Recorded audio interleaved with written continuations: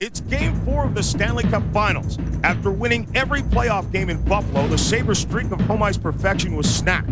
Before a hostile crowd, the Stars stopped the Sabres at every turn. Tonight, the Sabres know their choices. Win and even this series, lose and return to steamy Texas, where the only thing more stifling than the heat is the Stars on the verge of a Stanley Cup championship. All that knowledge, all those skills, all the gas it takes to get up top of the hill. And while the others try to take your spot, you wanna make them stop, but you gotta make them stop it. You're in it to win it and make every minute count. You put it all together and dish it out. Hey, I know where you're from. It makes it that much nicer to meet you. Hey, I know what you've done. It makes it that much better to defeat you. It makes it that much better to defeat you. It makes it that much better to beat you.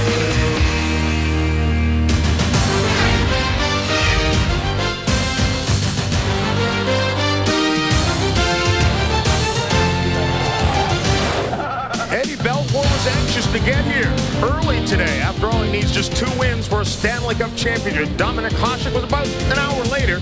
Perhaps he was out looking for some offense. His team was just 12 shots on goal in game number 3. Inside the Marine Midland Arena, the buzz is not quite the same as it was before game 3. When Sabres fans thought perhaps the cup was in their grasp, right now just anxious, hoping to even this series. Welcome inside Marine Midland Arena, everyone. John Saunders, Barry Melrose, and Darren Pang. Now, how much pressure is on the Buffalo Sabres? Miroslav Shatan, 40 goal scorer during the regular season. He has not a goal. He only has 3 shots on goal. Didn't get a shot on goal until midway through game 3. Coming in today, the janitors, the crowd, people selling hot dogs. Get us a goal, guy. Come on, let's go. There's lots of pressure on Shatan to score goals, but I really think the key to this game is the guy who has to stop goals, Dominik Hasek. You're not going to score a lot of goals against Dallas. They're not going to play a bad defensive game. Game 3, they were perfect on defense. They're going to do that again. So I think Buffalo, at the most, is only going to be able to score 2 goals. So that means Hasek can only give up 1 goal against or no goals against. Like he's the key to this game, Darren. Barry, if yesterday's practice was any indication at all, after watching 45 minutes of game-related situations, I think he gave up a whopping 3 goals. He's very intense in practice. But the other thing I noticed that Buffalo really worked on was cycling down low, moving the puck back to the D faking the shot, and not letting a big howitzer go from the point, but a little heel-to-toe snapshot, getting the pucks just on net. Yeah, 12 shots. I was really good in practice. Not going to cut it. You're a great practice player. I've seen the tapes many, many times. Game number 3, the big question before this one, Mike Modano, would he be able to play? He did play, and he actually played very well.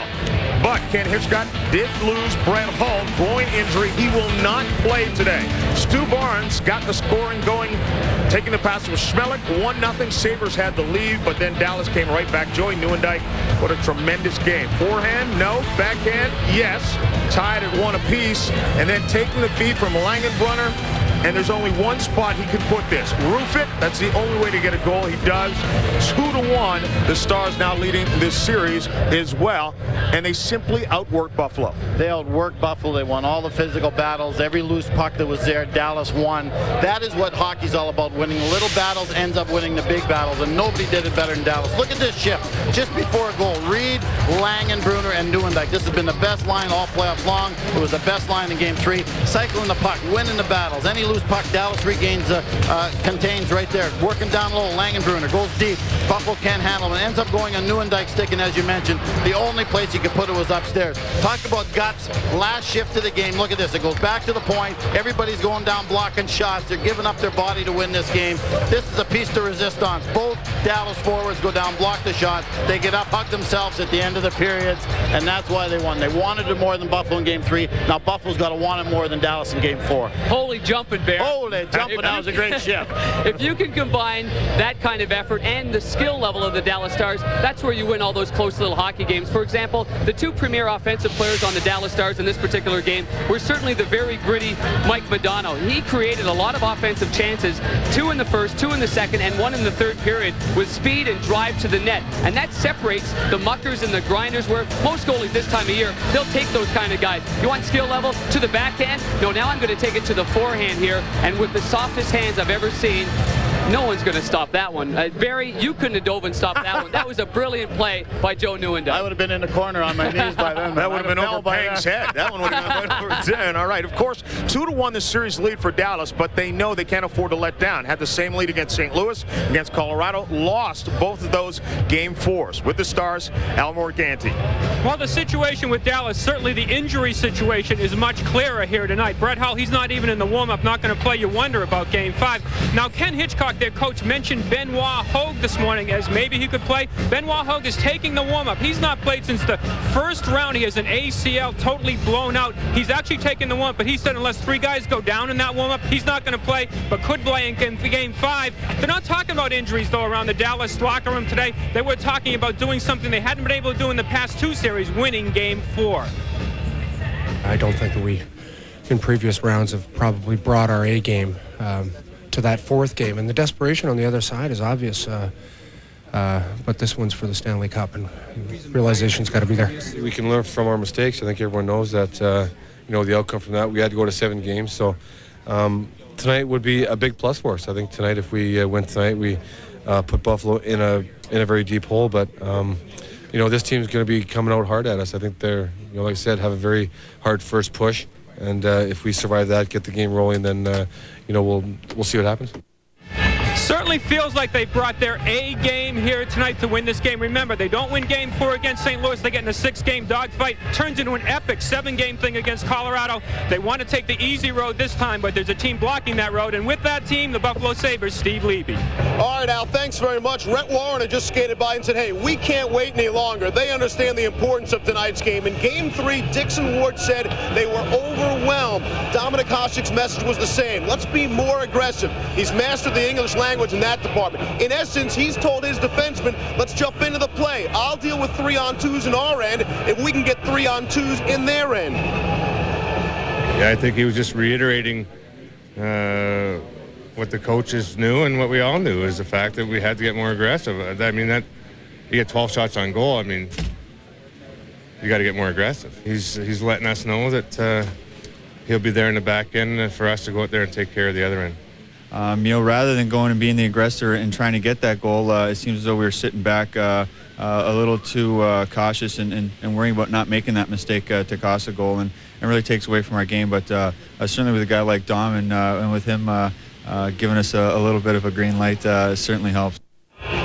As far as Michael Pekka and his line is concerned, their role remains the same as a checking defensive line first. However, they've been playing against the Mike Modano line. Expect to see them against Joe Nieuwendyk and his red-hot line. Upstairs to John Saunders.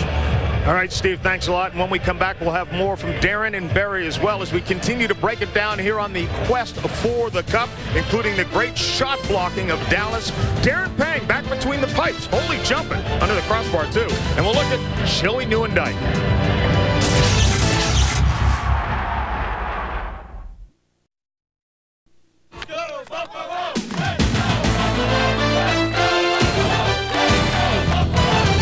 Quest for the Cup is brought to you by 10-10-321.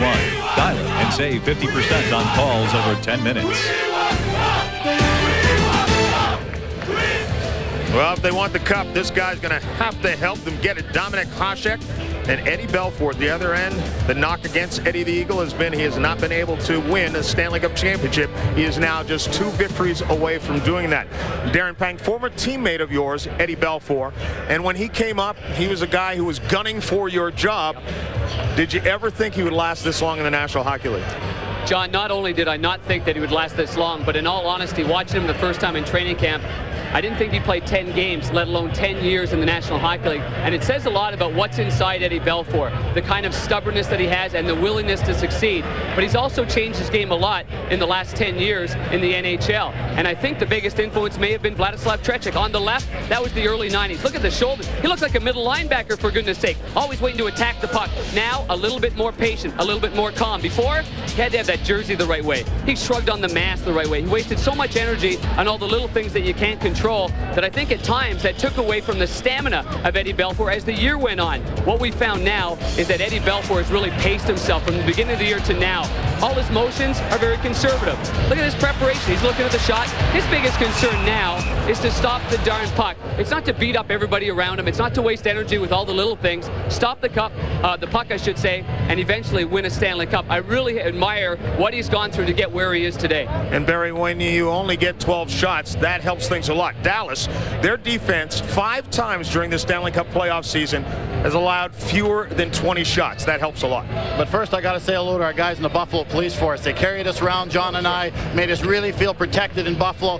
Now, turning to protection, the only guys protected more than me and John was Eddie Belfour. 12 shots. The reason it happens is their defensive system in their own zone. Best defensive team in their own zone in the NHL by far. And they do that by playing a compacted zone, and they got great support in the puck. The centerman's job is support the Dallas player that attacks the puck. Goes in the corner, the defenseman attacks the puck. Support by the centerman. Goes out to the point. The winger's job is to force the puck. Protected by the centerman defenseman. How are you going to get a shot through with 3 guys in the shooting lane? Goes across, same thing. Another forward attacks. Great support by the centerman. No way that shot's going to get through. This is what the Buffalo defensemen are looking at. They can't even see the net, much less get the shot through. Now you're going to see it in real life. Puck goes to the point. The defenseman gets it. There's the first man on him. There's the centerman supporting. There's the defenseman in front of the net. There's no way anywhere that puck's going to go to the net. Thus it goes down behind the net. Eddie clears it with a backhand. No shots against, no offensive chance against. Dallas is unbelievable down low in their zone. Yeah, the numbers certainly tell the story. Yep. 12 shots on goal for Buffalo, 19 block shots for Dallas, and Buffalo knows they must make adjustments. It's a matter of being a little bit more patient, you know, and getting back to maybe just trying to wrist it through, not winding up for the big hard slap shot that really is easy to read by a person that's trying to block a shot. Probably everybody on our team had 1 shot blocked, and so we've worked on that. What you have to do is just make sure you get it through. Maybe we've been taking too much time with the big slap shot, and what happens is if you get it through to the net, good things happen, and we've seen that. It's not always a pretty goal. It's just getting it to the net and getting a rebound.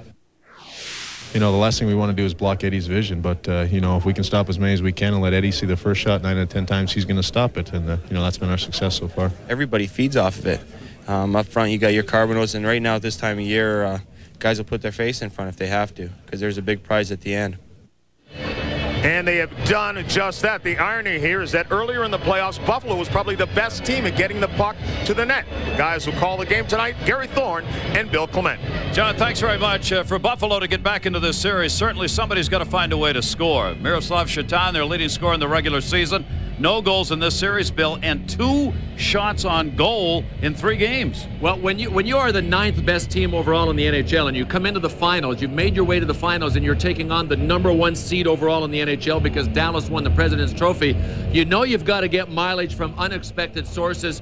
You also have to get mileage from the guy that led your team with 40 goals in the regular season, and that is Miro Shatan. In Game 3, it was typical of Shatan. He was able to get 2 shots on goal, but he had no time and no space. In this one sequence, Guy Carbonneau was able to get his stick on it. Shatan is not finding the room that he is used to finding, but he has to stick his nose in there and get pucks around the net any way he can. The pretty plays have not been there. Shatan is going to have to try to change gears. Whether he can or not remains to be seen. Another guy that's got to pick it up is Joey Juneau. Virtually all of the people that Buffalo is going to rely on to score have not been able to get that close to the net here in this series, as Dallas just shut him down at center ice. So Dominic Hasek has issued the challenge. Guys, go get him. I'll take care of it at the other end. Never heard of a goaltender doing that, saying, look, guys, I got the back end. I'll handle the breakaways and the 2-on-1s. You guys do what you got to do, and I'll make sure I stop the puck. And he's capable of that and will have to continue to do that. When you consider that the Dallas Stars in this series have had 26 more scoring opportunities than the Buffalo Sabres, but have only scored 2 more goals than the Buffalo Sabres, that tells you how valuable Hasek is, and he's going to have to keep it up. So a huge game here tonight, obviously. You get down 3-1 and folks start packing the suitcases of summer vacation. That's what Buffalo does not want to have happen here tonight. John and our guys downstairs will keep you posted on all the highlights from this thing once we get it started, but that's got to happen or Buffalo's in deep trouble, John. Gary and Bill, exactly. Dominic Hasek likes to come out of the net. Perhaps he might have to go across the red line if things don't get a little better right now. Michael Pekka, the captain, trying to get things going as well. In fact, Buffalo 9-1 when he has a point, 4-4 when he does not.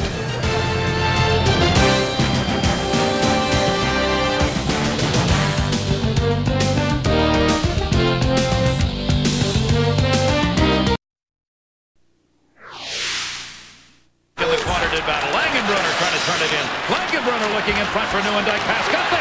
Shot. Score! Back in 1989, Joey Nieuwendyk won a Stanley Cup as a member of the Calgary Flames. He was knocked out early last year. This year, career highs in points, goals, and assists. He wants that 89 feeling all over again.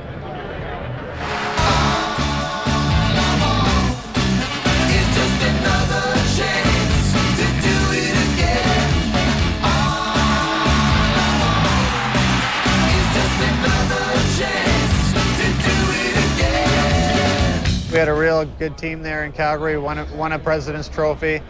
I'm thinking a 22-year-old kid out of college, this is the way it is, this is great. But Nieuwendyk has found that winning Lord Stanley's Cup isn't so easy. After helping the Dallas Stars win last season's President's Trophy, Nieuwendyk's dream of another cup ended in injury in the first game of the playoffs. I was awfully upset, awfully frustrated. I didn't want to watch any of the games for a week or two.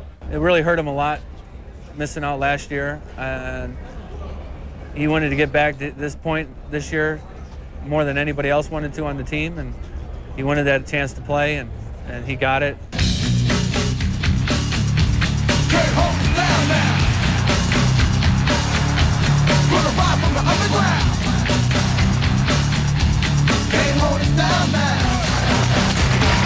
I think this year he wasn't going to be denied in the playoffs. He's been skating hard and scoring some big goals for us, and I think he's just making up for lost time. He wasn't going to let this year slip by. I think that Nieuwendyk is in a situation where he's almost playing like a man possessed right now. He's really done it since the start of playoffs. He's been strong in every series. He's been strong in the critical areas, face-offs, power plays, one-on-one battles in front of the net. He's done a great job leading our group. I think he's showing maybe what could happen if we'd had him last year. You know, it was unfortunate what happened to him in the first game, and you know, he's making up for it this year in a big way, playing unbelievable and leading our team right now.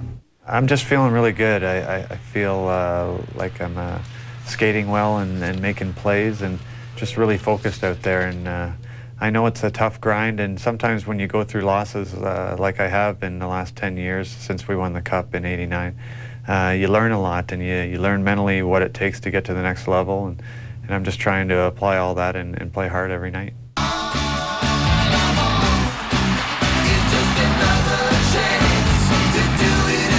10 years later and a few battle scars, you realize how difficult it is to get back to this position, but I'm really enjoying this, having a lot of fun with it, and savoring the moment.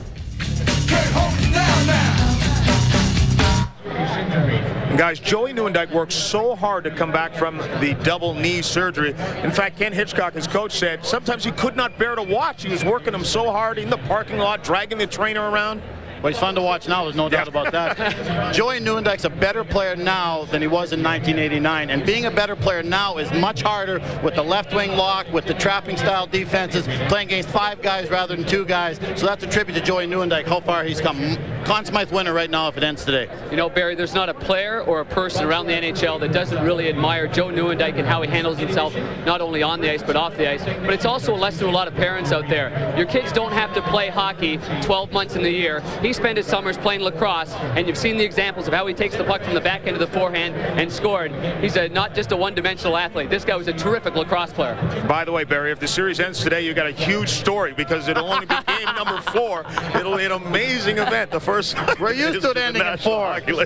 Stick around. When we come back, we are going to go to the ice. Coach Barry and Darren Pang between the pipes.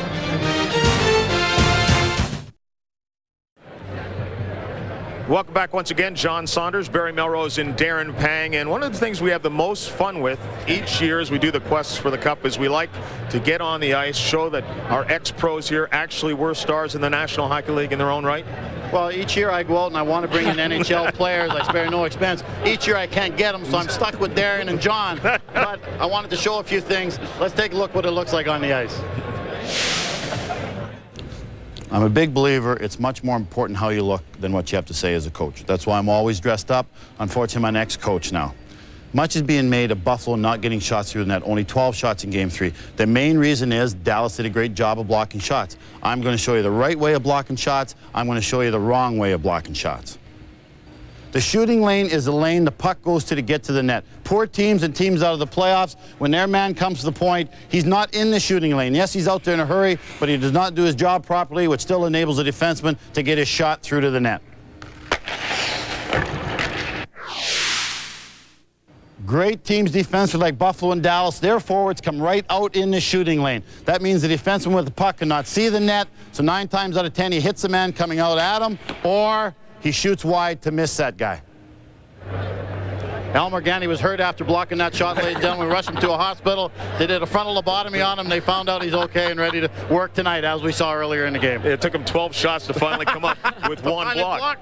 Darren Pang, on the other hand, between the pipes, you had plenty to handle. Well, it's tough to demonstrate anything Dominik Hasek does because we don't really know. In fact, I told my son last year, you can't be a goalie because I can't teach you what Dominik Hasek does, but we're going to give you a little bit of a different angle on balance. Let's go down to ice level. I find many things remarkable about how Dominik Hasek plays the game of hockey, but when he drops his stick, we make special note about that and how he flounders around the crease. But, you know, in the old days, your stick was your center for balance. It was your foundation. It was where you were on your toes. When he drops his stick, he uses a different means of finding out where he is in the net. He uses hands an awful lot. We'll show you. When all goaltenders have their stick in their hand, their balance is used. Their hands are out front, they move their feet, they use the stick. Now, when Dominik Hasek drops his stick, this is what I find most interesting. He drops it, and he knows where he is in the net. Moving around, side to side, sees where he is. Flounders, goes, scoops. That's hockey. Now, Dominik Hasek in game situations, this isn't as clear, but you can clearly see that he does lose his stick right here. He's going to tap the near post, now the far post with his hands. You know, when we lost our stick before, we were lost. We just really, our main concern was, where the heck is my stick? I got to find my stick because someone's going to shoot down low. He doesn't have that problem whatsoever. Panger didn't look like Dominik Hasek. He looked like that goaltender from Slapshot. He had about 30 shots at one shift. We should also note that Eddie Belfour and Dominik Hasek both in the Chicago Blackhawks organization, perhaps why you're sitting next to us. Let's check with Al Morganti. Well, with Brett Hull out of the lineup, there was some suggestion Daryl Sador could be moved up to forward. It's not going to happen. John Sim has been inserted in the lineup. Will play with Brian Skrudland and Blake Sloan, 2 IHL guys playing with Skrudland. So maybe Sador late in the game moves up, but it is going to be Sim who takes Hull's place in the lineup. Now with the story with Buffalo, Steve Levy. Al, as usual, they put the older reporter with the oldest team. That's you, and the oldest team in the hockey is the Dallas Stars. Buffalo gets a little older tonight. Randy Cunnyworth is expected to take Rob Ray's spot in the lineup. How old is Cunnyworth? Let's just say he played against Barry Melrose, so you get the idea. The Sabres have not lost 2 in a row in the postseason. That streak is on the line tonight. We are inching closer towards Game 4 of the Stanley Cup Finals. Final thoughts on Quest for the Cup here on ESPN right after these messages.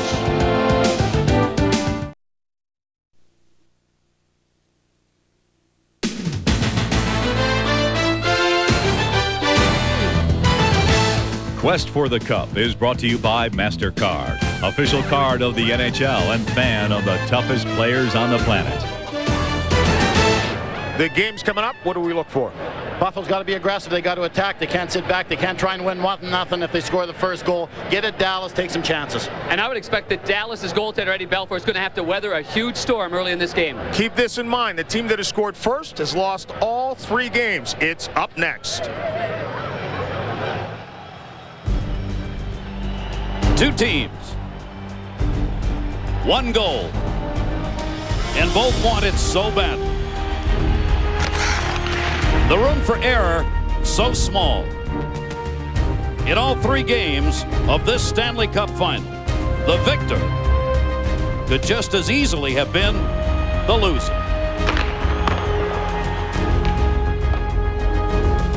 Tonight, a pivotal Game 4. Should the Stars win, the Stanley Cup will be in their sights. If the Sabres are the winners, this series is all square. 2 teams, 1 goal. Game 4, next.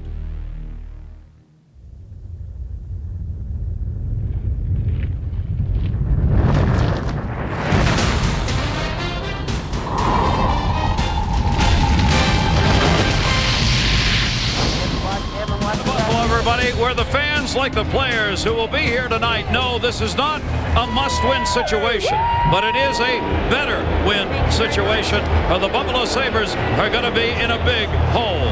Inside the arena tonight, the crowd's ready to do their part to cheer on their home Buffalo Sabres. For Dallas, they want to go back home with a chance to win it. Our exclusive coverage of Game 4, the Dallas Stars and the Buffalo Sabres. In this series, it has either been tied or a one-goal differential 99.8% of the time. That's how close it is. Hello, everybody. Gary Thorne, Bill Clement. The difference in this series so far, it comes from a guy by the name of Joe Nieuwendyk. Well, Gary, your role players, obviously, to get this far in the Stanley Cup playoffs have to do some incredible work. But you need bread and butter guys. You need go-to guys. That has been Joe Nieuwendyk for the Dallas Stars. When Mike Modano came out in Game 3 with a damaged wrist and played and wasn't that effective, Joe Nieuwendyk got it done. He scored both of Dallas's goals. The first one in the trenches, getting beat up in the process, he was able to put it away. Then he showed us a goal scorer's goal with tremendous hand-eye coordination scoring this one. Joe Nieuwendyk has been able to step it up, and without a doubt, he, Langenbrunner, and Dave Reed, by far the most dangerous offensive line in the finals. Sometimes matchup in a series really matter. This one, it's so-so. Michael Pekka, maybe the best defensive forward in all of hockey, against Mike Modano was expected. But Buffalo's going to change that. They're going to change that. And really up until now, Lindy Ruff hasn't spent that much time worrying about matchups. This morning he said, I'm worried now. That's why Michael Pekka, the man you're looking at, is going to play head-to-head against Joe Nieuwendyk. Pekka not only has to stop Nieuwendyk, he's got to do something offensively because he and his line are a combined -7 so far. Besides that, the Sabres have to score some goals, and their goaltender, Dominik Hasek, has said, go ahead to the other end, guys. I'll worry about this end. With more on Dominik Hasek, here's Brian Engblom. Billy, I love what Dominik Hasek has done. He's told this guy just to go out there and play. They're a brave, reckless team, and they can do that because Dominik Hasek takes fear out of the equation. When you can play a reckless game, you know you're going to make mistakes, and who better to have behind you than a two-time MVP? What he did against Ottawa and what he did against Toronto early on in the playoffs was absolutely magnificent. Against Yuri Lehtinen early on in Game 3, he was absolutely outstanding as well. The single biggest advantage that Buffalo had in this series was goaltending. Dominik is saying, hey, just use me. For more on Eddie Belfour, let's go to Darren Pang. Thanks very much, Brian. You know, Eddie Belfour had a Ken Dryden-like performance in Game 3. He faced just 12 shots on goal, and that is very difficult for any goaltender to keep in the hockey game. But he made an absolutely huge save in the second period while the Buffalo Sabres were up by a score of 1-0. It kind of went unnoticed because he didn't face that many shots. But if the Buffalo Sabres were to go up 2-0 in that hockey game, it might have been game over. Gary Thornton? All right, Darren Pang, goaltenders as always come to the center for in a game like this because both of these teams seem to want to run and gun a little more than we have seen in the first 3 games. We'll see. We do know this. Jamie Langenbrunner on a line with Dave Reed and Joe Nieuwendyk has accounted for 3 goals, 5 assists in this series, and they will test Dominik Hasek again.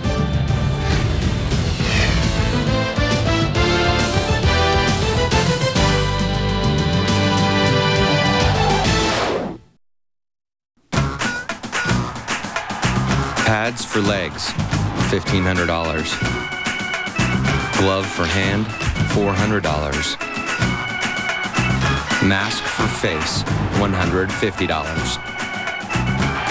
Having a slinky for a spine, priceless. There are some things money can't buy. For everything else, there's MasterCard. Official card of the NHL and fan of those who dominate the game.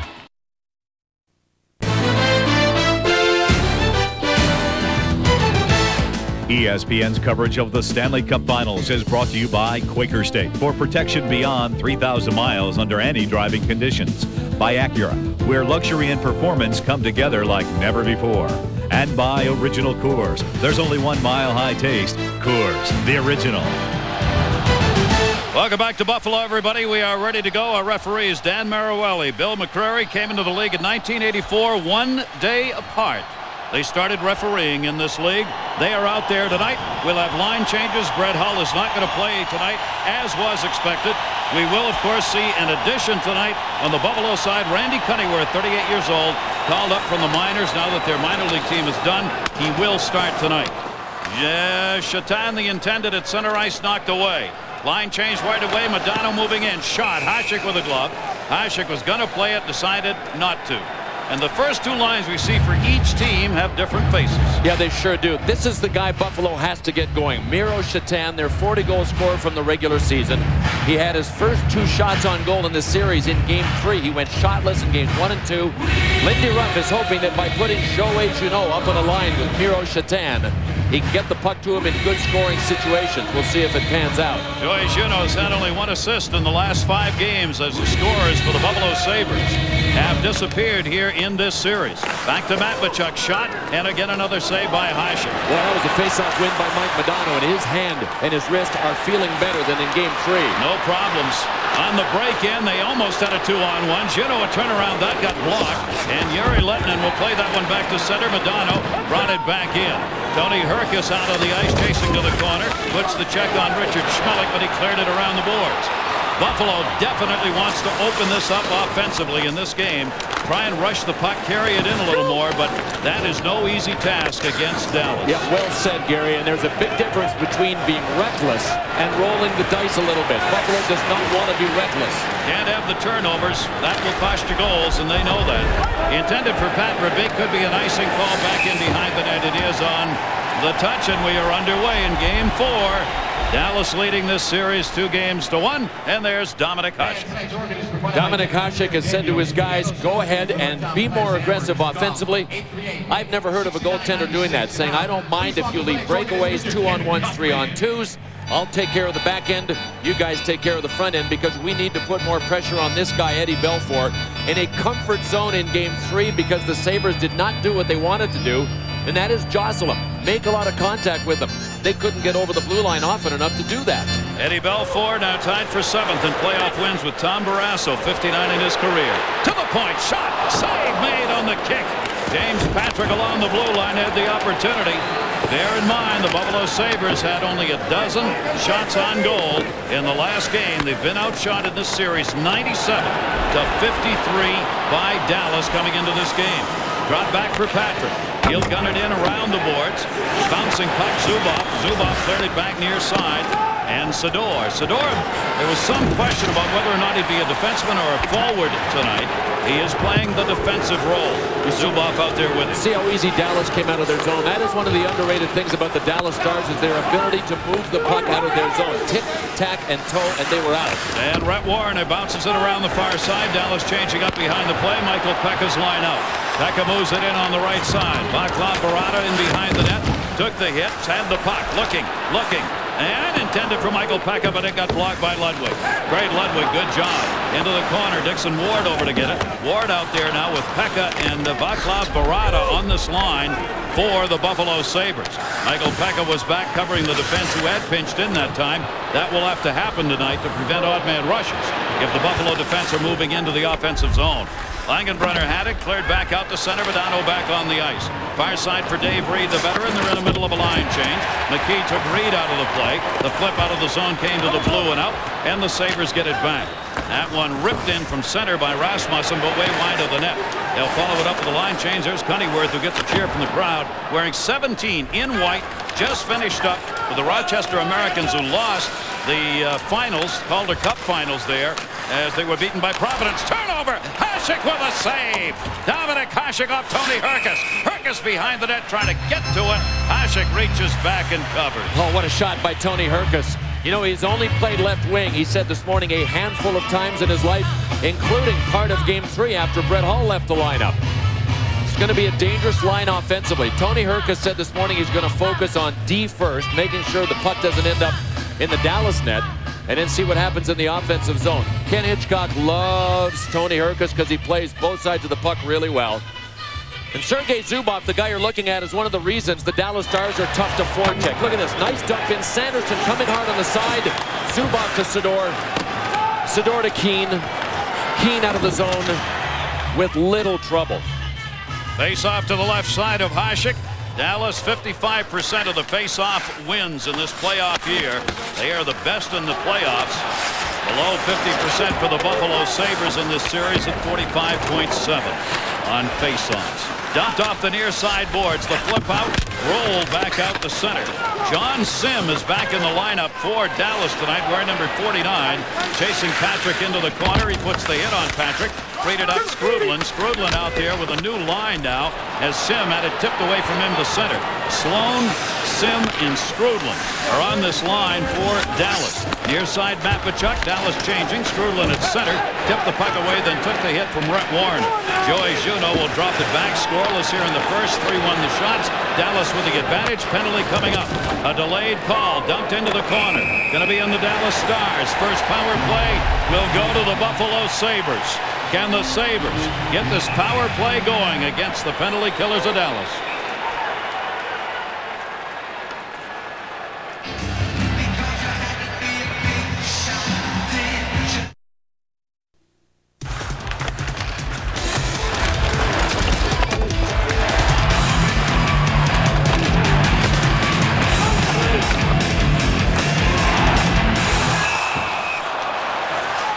Buffalo leading in hits in this series, 133 to 113. They will get the power play opportunity. There is Kevin Collins, who had to go get a contact here during this last whistle. Wow. I can't believe he got it back in there that quickly. Watch this. He went into the corner. That's Collins in the pile. And I think Gordy Brossiker's finger, his linesman partner, actually scraped his eye and popped his lens out. So the native of Springfield, Mass, one of the truly nice guys in the sport at any level. Kevin Collins did one of the greatest quick contact lens changes in the history of the game right there. May have been laser surgery. Richard Matvichuk took the roughing call. First power play of the game goes to the Buffalo Sabres. They are 19 for 85 on the power play, 22% effective. There you see games 1 and 2, how this is reversed roles in power play time. Another Dallas win on the faceoff. We told you they've had a huge advantage in that department here in this series. And that's when it matters. Now, the big question is, what was the 0 for 8 performance by the Sabres in Game 3 an aberration? Or are they about to start a downturn in the special teams? Everybody knows. You get hot, you cool off. You get hot, you cool off. Are the Sabres cooling off? Only time will tell. Their power play in the playoffs a whole lot better than the regular season. They've been 22% effective in the playoffs. During the regular season, only 13%. Back to the point. Schmelik, and that one blocked again, and that's what Dallas has had a great time doing. Especially Guy Carbonneau with another block. I mean, he tied 2 other defensemen for the lead in blocked shots in Game 3, and there he was with another one. And they set the power play up. Shatan will play down low off the near side wall. There he is looking into the middle. Shatan drops it wide side. They've got Primo in front of the net. Primo the only man down low. Back up on top, Zhitnik. Near side, Shatan. Shatan goes back to Zhitnik, being patient. Shatan looking for that open seam. Got it. Willie shot. Save made by Belfour. Belfour made the save, and it's cleared. Well, a positive for the Sabres. They're at least getting the shots through. I mean, everything early in the game in Game 3 was blocked, and it continued like that for most of the tilt. The Sabres are missing legs tonight. Dallas has had an incredible penalty kill unit in the playoffs. 89% effective, and on the road in the playoffs, they've given up 3 power play goals. And not another there. Belfour will cover. Not much on that shot. A rolling puck. A little slashing behind the play now as Mike Keane has a long talk with Jeff Sanderson. Sanderson slashed him and Keane came back at him. No penalty on any of this. You're right, Garrett. Jeff Sanderson did not get all of that. But good puck movement. One way to make sure there aren't screens in front of you. Move the puck quickly. Bodies can't get in front of you to block the shots that fast. Finally, the shot came from the point from Jason Woolley. Missed a leg. Holzinger with a nice setup, but the puck looked like it was fluttering a little bit. And Jeff Sanderson didn't get all of the wood on that shot that he wanted to. Eddie Belfour in good position again, as he has been just about this entire playoff season. Sanderson has not had a point in 4 games. Another one of the scorers. Not able to get one by Eddie Belfour, but at least they're putting some shots up. 3-3. Power play's got 28 seconds left on it, but again, Dallas clears it out. Dallas 3 power play goals and 47 chances against them on the road this year in the playoffs. A phenomenal number, over 90% effective in killing them off on the road. Woolley, Guy Carbonneau is up there on the check. Holzinger will drop it into the middle. 5 seconds left on the power play for the Sabres. Centering pass by Sanderson, got tipped away along the near side boards and cleared out of the zone. Outstanding defensive play by Sean Chambers, and the penalty is over. Dallas will make a line change. Reed right back out with Nieuwendyk. In for Nieuwendyk. Right through the crease to him. Nieuwendyk goes on top Sador. A wrister. And a save made. Hasek off balance. Able to get a skate on that one. Sador will gun it in again. Knocked down by Reed. Stolen. Cleared out. Sador's going to play it after Woolley got it out. And this will be an offside call on the Dallas Stars. Well, the Dallas Stars are picking this game up where they left off in Game 3, and that is taking kind of a blue-collar approach to how they're going to have to score goals. Take Dominik Hasek's vision away. Daryl Sador took a shot. There was a bit of a screen in front, and that one was really interesting because one of the Sabres actually screened Hasek more than anybody. That was Michael Pekka that actually skated in front and I think deflected that. So it's tough enough for Dallas screening Dominik Hasek, but he wants his guys to move the Stars out from in front. When he's having deflections come off his own guys, that's double trouble. Here's the matchup we were talking about that Buffalo will change a bit tonight with Nieuwendyk out there. Michael Pekka's line will try and match up against Joe Nieuwendyk.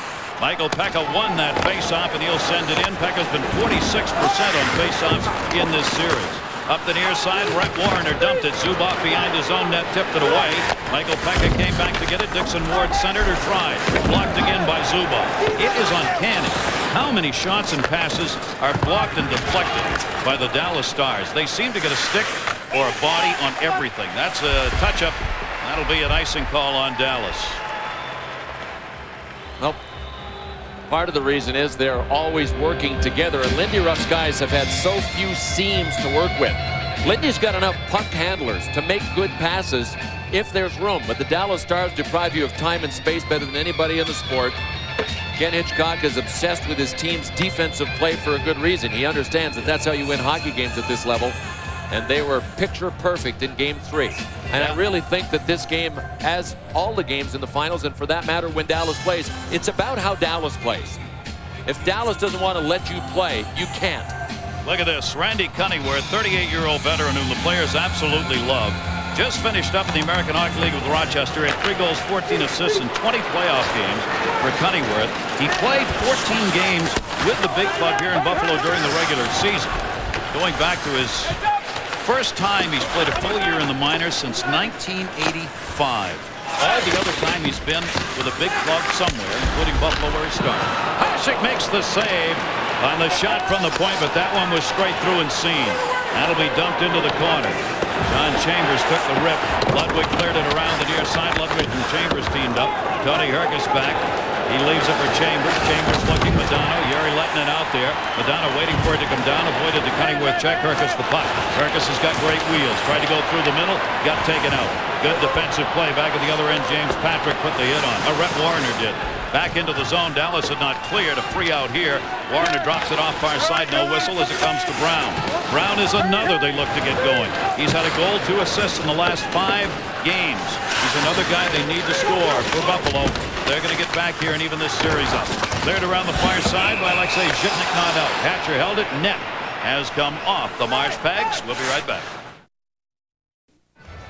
This is what you look like on TV when you're on TV. Here in the folks here at the Marine Midland Arena. And glad to have all of you with us tonight. Game 4, exclusive coverage on National Hockey Night here on ESPN. No score, 12 to go in the first period. Shots of 4-3 in favor of Dallas. Pat Verbeek back on top for Chambers. Bounced away to center. Look out here. Chance on the other side. No man's got to get him. Sanderson in. He scores! Jeff Sanderson!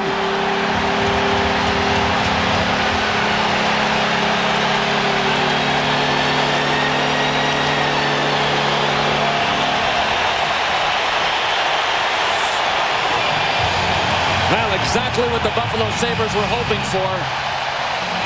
The first goal hasn't meant a lot. They still wanted to get it. A mistake by the Stars. Sean Chambers couldn't handle the pass from Pat Verbeek. Watch his fake from Sanderson. That fake slap shot absolutely froze Eddie Belfour and dropped him to one knee. And as soon as Belfour went down, Jeff Sanderson made one terrific move. Watch the fake here. I'm going to slap it. No, I'm not. See, Eddie Belfour flinched, then thought Sanderson was going to go to the forehand. And at the other end, another, yeah, baby, for Dominik Hasek because his guys lead 1-0. But what a move by Jeff Sanderson. Now Buffalo's got to be careful because the team that has scored first in this series in all 3 games has lost. Zubov takes it back in behind the net. Sanderson gives Buffalo the 1-0 lead, coming on their 4th shot of the game. Dixon Ward trying to dump it in. Did Sador cleared it right back out. It'll roll into the zone and have to be played. Goal at 8:09. Sanderson's first of this series, 4th of the playoff year. Breakaway, no assists, even strength goal. Dixon Ward holds up. Zubov dumped it. Langenbrunner came back to help out. He took the hit on the far side. Clearly this has jacked up the Buffalo Sabres. That goal has fired them up. Reed had it knocked away. They've got a clear here. Buffalo's got a man deep in the zone. Pekka was there, got out of it. Ward battled. Vaclav Barada lost it. Rhett Warrener will send it back in. Sador the clear of the zone. The Sabres know that 1 goal isn't enough, but they really believe if they can get a 2-0 lead, they will shake Dallas out of their system. Cunningworth tried to center, couldn't do it. Cunningworth's getting time, big time up here on this line. Cunningworth came up to center to get it. He was captain of Ottawa for 4 years, an assistant captain in Pittsburgh with Mario Lemieux. He is a leader and respected by the guys on this Buffalo squad. Tipped away again to center. Cunningworth's one of those guys who you measure yourself against, like Michael Pekka. You watch how hard he's playing and you say, am I doing it? Penalty coming up. Primo put that hit on and he's going to go. And this is the kind of thing that a team with not a lot of veterans is prone to do. Sometimes the adrenaline rushes a little too fast. Yeah, you want to stay out of the box, but Wayne Primo also knows what his job is. He has to get out and bang, and that is part of continuing the momentum. The reason that penalty was called by Bill McCreary, I'm pretty sure, is that Daryl Sador didn't look like he had the puck. And I'm not sure Wayne Primo realized that, so he steamrolled him when he was standing beside Eddie Belfour, who was the guy that had the puck. But we have seen something tonight that we didn't see in Game 3 already, and that is some of Buffalo's speed. A reverse angle look at Jeff Sanderson's goal. Oh, man. 2 fantastic moves. But there was no room to make those moves in Game 3 because there were hardly any odd man rushes. Eddie Belfour thought he was going to fire it at first. Then he bought into Sanderson's fake move to the forehand, and Sanderson pulled it back on the backhand. Just a great execution by Jeff Sanderson. Primo gets the charging call at 5:32. It'll be the first power play of the game for the Dallas Stars. They have not scored on their last 17 power play chances. 0 for 17. And they're 11 for 99 in the playoffs. You see, 1 goal in 33 of power play time. Amazing, because the Dallas Stars during the regular season had the 6th best power play in the league. Can they get it going again? Schmelik dropped it off for Jitnik. Tipped into the corner. Pat Verbeek held it in momentarily. Far side Chambers will step up. Chambers looking. He can Hatcher along the blue. Chambers winds up. He takes it. That one deflected wide of Dominic Hasek. Hatcher moves up. Hatcher playing a point. Tipped into the corner. Centered shot. Score! Jari Lehtinen! Jari Lehtinen coming through the middle. And the power play that was 0 for 17 in this game is 1 for 1. What a shot by Jari Lehtinen. I knew with Brett Hull out of the lineup, somebody has to cruise the slot. If Brett Hull is healthy, this is Brett Hull that is cruising here where Lehtinen is. But because Brett Hull is not in the lineup, Jari Lehtinen is kind of cruising the area between the hash marks. A good pinch by Darian Hatcher to keep this play alive. Pat Verbeek got hit in the corner with a stick. He's trying to draw a penalty. Transition behind the net. Look at 3 Sabres in deep, in 2 deep. And Mike Modano with a full permanent cast on his left hand made this look easy, this pass to Lehtinen. And Lehtinen had time to look and sing it by Dominic Hasek. And as good as Hasek is, from that range, a sniper is going to be able to really blow it by him because Hasek is deep in his net, standing back there looking at Modano. Just their 2nd power play goal at 19 chances in this series. Jari Lehtinen has put in big goals for this team this year, and it is 1-1 just like that off the power play. Zubov clearing it up, got it by Cunningworth through center. Willie will give Chasey and Patrick together defensively. It was James Patrick who came back to play it. His drop pass, Guy Carboneau center. Into the middle, Keane tipped it away.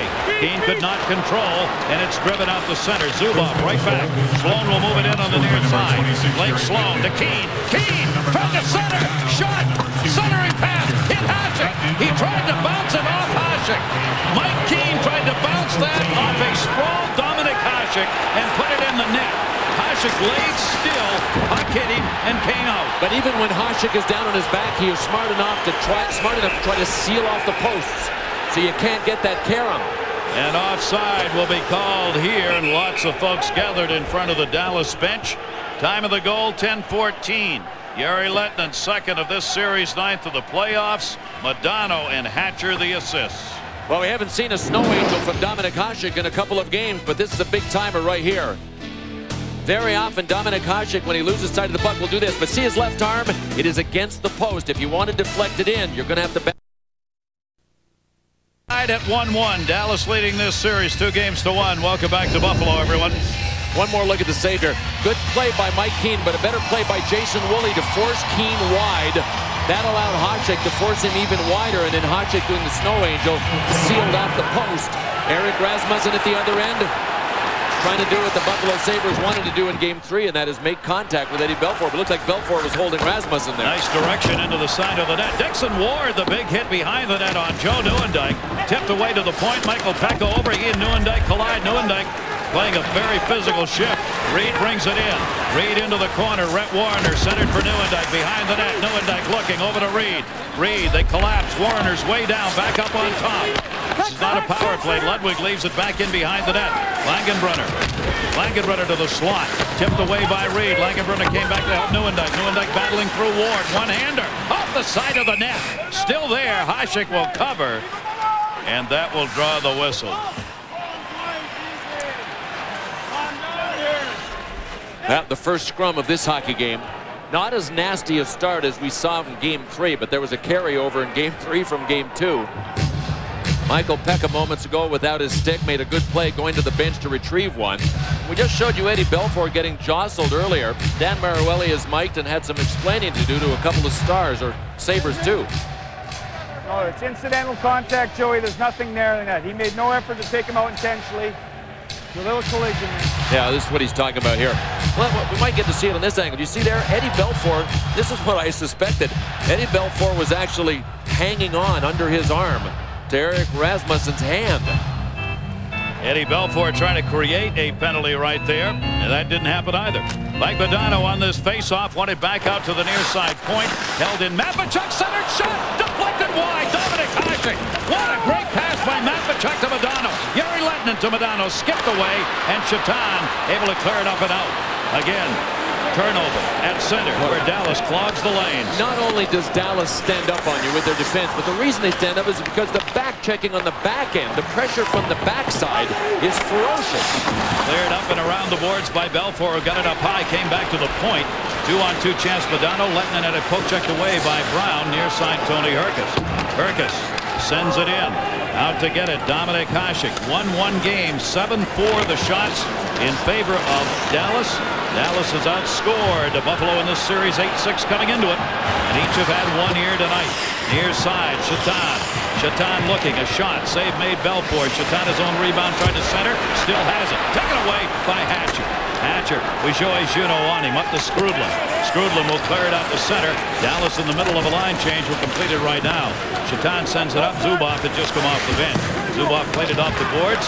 Skrudlin will drop it back deep. Zubov as he heads to the bench. Skrudlin gets off. Sador, the tip. Far side. Skrudlin stayed out again. Tip! Side made. Hasek on the tip down low. Taken away by John Sanderson. Great tip by John Sim. Turnover. That one shot wide again by Sim. Sim has had a couple of chances for Dallas. They complete the line change and Sim goes off, but a good shift. Sador starts to move it to the red. He'll flip it in so they can complete the change. Lindy Ruff, Buffalo's coach, thought Dallas had the much better of it in line changes in the last game. Much shorter. That one ripped wide on the short side. Back up for Ludwig. Ludwig will send it deeper into the corner again. Keane giving chase. Keane the collision with McKee. Backed up on the near side. Patrick tied up by Guy Carbonneau. Taken away Verbeek. Verbeek leaves it out on top again. Great passing. Saved by Dominik Hasek. Right now, Dallas finding some seams here. Chambers is wide open on that far side point. Kicked by Keane. Keane's got it again. Keane centering, hit the net. Verbeek followed it up. Verbeek moving out. Verbeek back for Guy Carbonneau. This veteran line, 106 years of age combined, 46 NHL seasons, 460 playoff games, and 4 Stanley Cup rings, and they all play that way. They should know what they're doing out there, shouldn't they? But you know what, Gary? Back-to-back shifts, the third and the fourth line for the Dallas Stars, the Strudel line, the Carbonneau line, come out and just pen the Sabres in. Brought back in by Primo. Wraparound chance, backhander off Belfour. Just laid the arm and stick down on the ice. Up the near side boards. Game tied at 1:05:30 to go in the period. Nieuwendyk paid the price. Rasmussen hit him and freed the puck up. Warner plays it back. Both teams over the bench on changes. Zubov up to cut the D and did, but it wouldn't have mattered. Got a 2-line pass. Sabres and Stars tied at 1 apiece. Let's check in with Brian Engblom. Brian? Gary, Dominik Hasek's been pretty busy this first period. One thing we want to look at is sometimes when he goes down in the butterfly, he keeps his upper body very big. Other times, it's pretty small. Let's go to the tape and take a look. Chris, go ahead and roll it. In the last game, he made a couple of routine saves. When he goes down, see how big his upper body looks? There's not as much to shoot at. And look at the Nieuwendyk goal. When he goes down, upper body much smaller. He gets past the point of no return. This is one of the things that the Dallas Stars are looking for. That shot by Nieuwendyk would have beaten anybody. But there are times when Dominik Hasek will lunge out at the puck and he leaves himself susceptible. Well, Brian, sometimes when the shot is in close, he fears the rebound. I think that's one of the reasons he gets small and leans forward so that if he gets hit in the chest, it'll drop in front of him instead of pounding back out to the shooter. Dallas against Hasek in this series, 24 high shots and 72 low. They've scored 3 goals on 24 up high, 4 on 72 down low. Eddie Belfour decided to play it up to Ludwig. Ludwig right to Michael Pekka. Pekka can't control, and it'll roll back to center. Saw the numbers on Dominik Hasek, who hasn't lost 3 in a row in all that time. The reason that matters, Buffalo has lost the last 2 games. We are 1-1. Our exclusive coverage continues in a minute. Chance on the other side. No man's got to get him. Sanderson. He scores! Hatcher playing a point. Tipped into the corner. Centered shot. Score! Jari Lehtinen! Welcome back, everybody. Our coverage of Game 4. It is 1-1. Those are the 2 goals you have seen so far in this game. 9-7 the shots in favor of Dallas. Our Circuit City intermission report upcoming in 4:56 of playing time. And the captain, Hatcher, dumped it up into the zone. Right back to center. Dallas a quick line change after the faceoff. Back to get it. Matvichuk. Matvichuk to sweep that one out to center. McKee stepped up. Joey Juneau. Juneau for Shatan. Shatan off the wall. He's got Brown cutting to the middle. Pass intercepted, though, by Hatcher. Hatcher, 66 hits so far, leading the team in this playoff year. He is 4th in the league. Brought in by Nieuwendyk.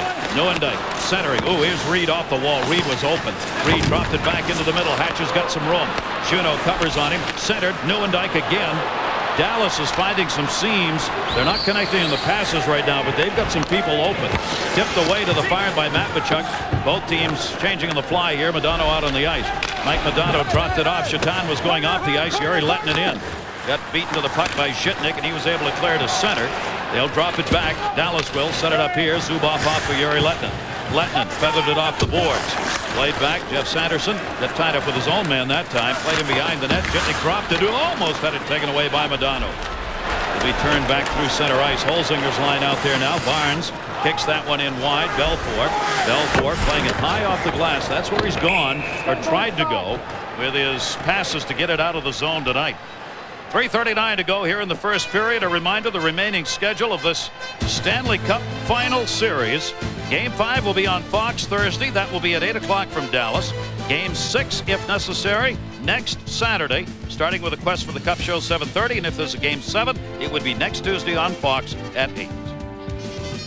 Well, Ken Hitchcock is starting to work his bench a little bit and sneak Joe Nieuwendyk out there without Michael Pekka being on the ice. And what that does when Nieuwendyk goes off is forces Lindy Ruff possibly to hold Michael Pekka back to wait for Joe Nieuwendyk to come out again. And in doing so, Ken Hitchcock's guys go out and maybe play against Buffalo's 4th line, because Lindy Ruff has no option but to hold Michael Pekka back if he wants this matchup of Pekka against Nieuwendyk. What a series Nieuwendyk is having. 6 game-winning goals. 10 of his 11 have given the team the lead or a tie. He's been their leading face-off man at 62%. I mean, Nieuwendyk has just done it all, and right now a real candidate, win or lose, for the most valuable player, Conn Smythe, of the playoffs. That'll be dropped back into Zubov behind the net. Guy Carpenter with the face-off win. Went by for Beek, back out to center. Richard Schmelik back to get it. Schmelik turning into the middle. Guy Carpenter again was there to muck it up at center. Ludwig with the loose puck. Ludwig looking through middle ice. Nowhere to go with it. Schmelik, Shitnik out there defensively. Off the boards for Rasmussen. Rasmussen got it in. Ludwig blocked it. Belfour will play it around the far side. Chambers reversing direction. That's what the Dallas D are doing when they get it behind the net, trying to change direction, is hoping to catch Buffalo in the overflow. There's Cunneyworth. That's what he was brought up to do. Randy Cunneyworth put the hit on in the corner. Cunneyworth's been out there with a couple of lines. Rasmussen out there again.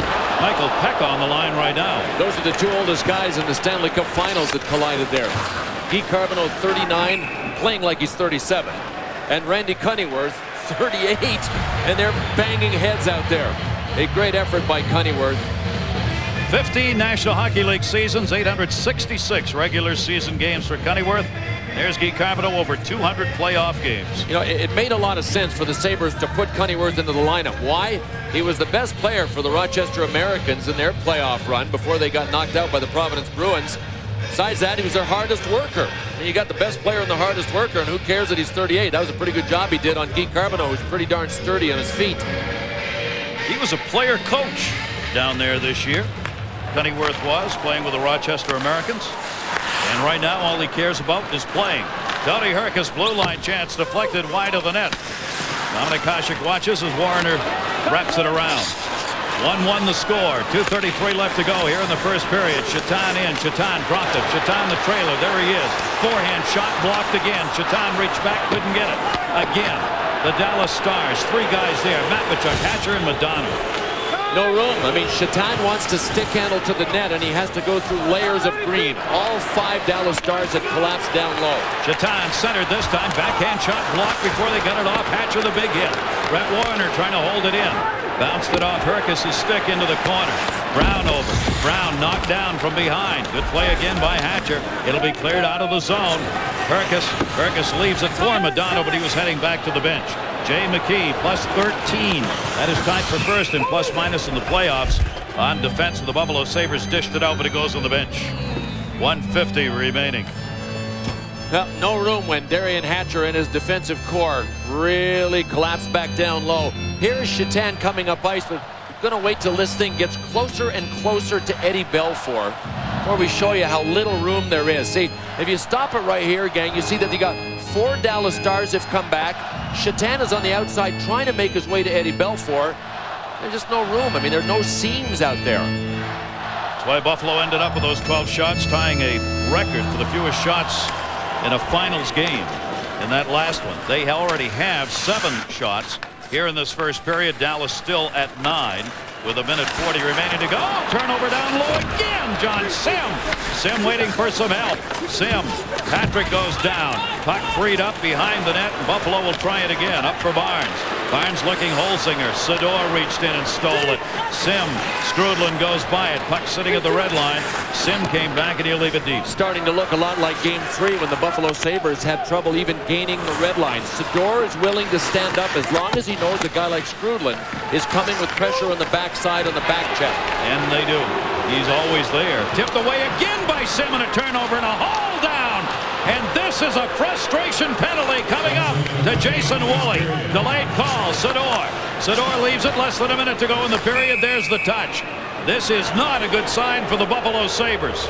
They are turning the puck over. They're getting out forecheck. They're getting out hit.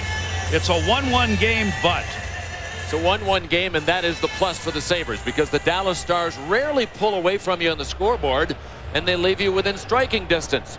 Mind you, the Dallas Stars have made a habit of doing that all season long and just eking out the 1-goal victory. So this is business as usual for the Dallas Stars. And the Buffalo Sabres, should they be able to survive this penalty, still in a 1-1 hockey game. Talked about the back checking and the pressure on the backside. Here comes Stu Barnes. John Sim was on one back check. Brian Skrudland was coming right down the center. And as a result, another turnover by the Buffalo Sabres. The Sabres had 32 turnovers in Game 3, but get this, 25 of them were giveaways. That means unpressured turnovers. That means no seams, no lanes, no passing room. Woolley goes on the holding call. Puck was controlled. Nieuwendyk actually won it, but controlled by Ward, who got it out. Woolley out in 1905. Second power play of the game for Dallas. They scored on their first chance. They are 2 for 19 in this series. Cleared back in by Chambers, wide of the net. Up to the point. Hatcher reached in, could not get it. Good play by Dixon Ward to move it out. Short-handed. He'll send it in. Off the boards, Eddie Belfour played it calmly. 25 to go in the period. Intercepted Michael Pekka. Pekka looking into the middle, pinned up by Hatcher. Nieuwendyk gets the puck. Nieuwendyk starts it up. Nieuwendyk to the red.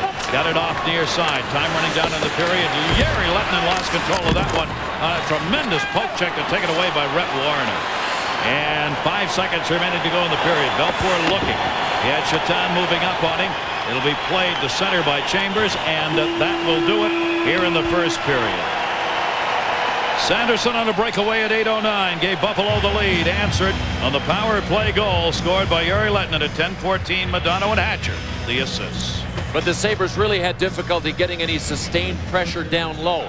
They will take the breaks, such as the Jeff Sanderson goal. The question is, will they get enough of those breaks to win this hockey game? Because when Buffalo tried to establish their game down low, they played right into the size and the strength of the Dallas Stars, and that is their D-men. Darian Hatcher, the one guy that can match in the hitting department, is one of the little Sabres, and that was Michael Pekka. Whoop. Shots are 9-7 in favor of Dallas after one. Score tied at 1-1. John, Barry, and Darren. All right, Gary and Bill, thanks a lot. And he mentioned the 7 shots. That's more than any one period in game number 3. That's the good news. The bad news, they'd stopped 17 straight shorthanded opportunities. I love the way Buffalo started the game. They were passionate. There was fire in their play. There was desperation in their play. I even like the penalty Primo took, because it was a message-sending penalty that we're aggressive and we're here. The minute Dallas scored that goal, Buffalo went back on the heels again, Darren. Yeah, they really did. They've got to be on their toes and maintain some kind of pressure, as Billy was saying, too, before the period ended. But the things that went well, the D-to-D breakouts went well. Their dump-ins were a little bit better. But in the defensive zone, boy, did Dallas ever take that over. Yeah, a lot of turnovers for the Buffalo Sabres. And right now we are tied at 1 apiece. Stick around. When we come back, Darren and Barry will break down the first period. It's all coming up. We're tied at 1 here in Game 4.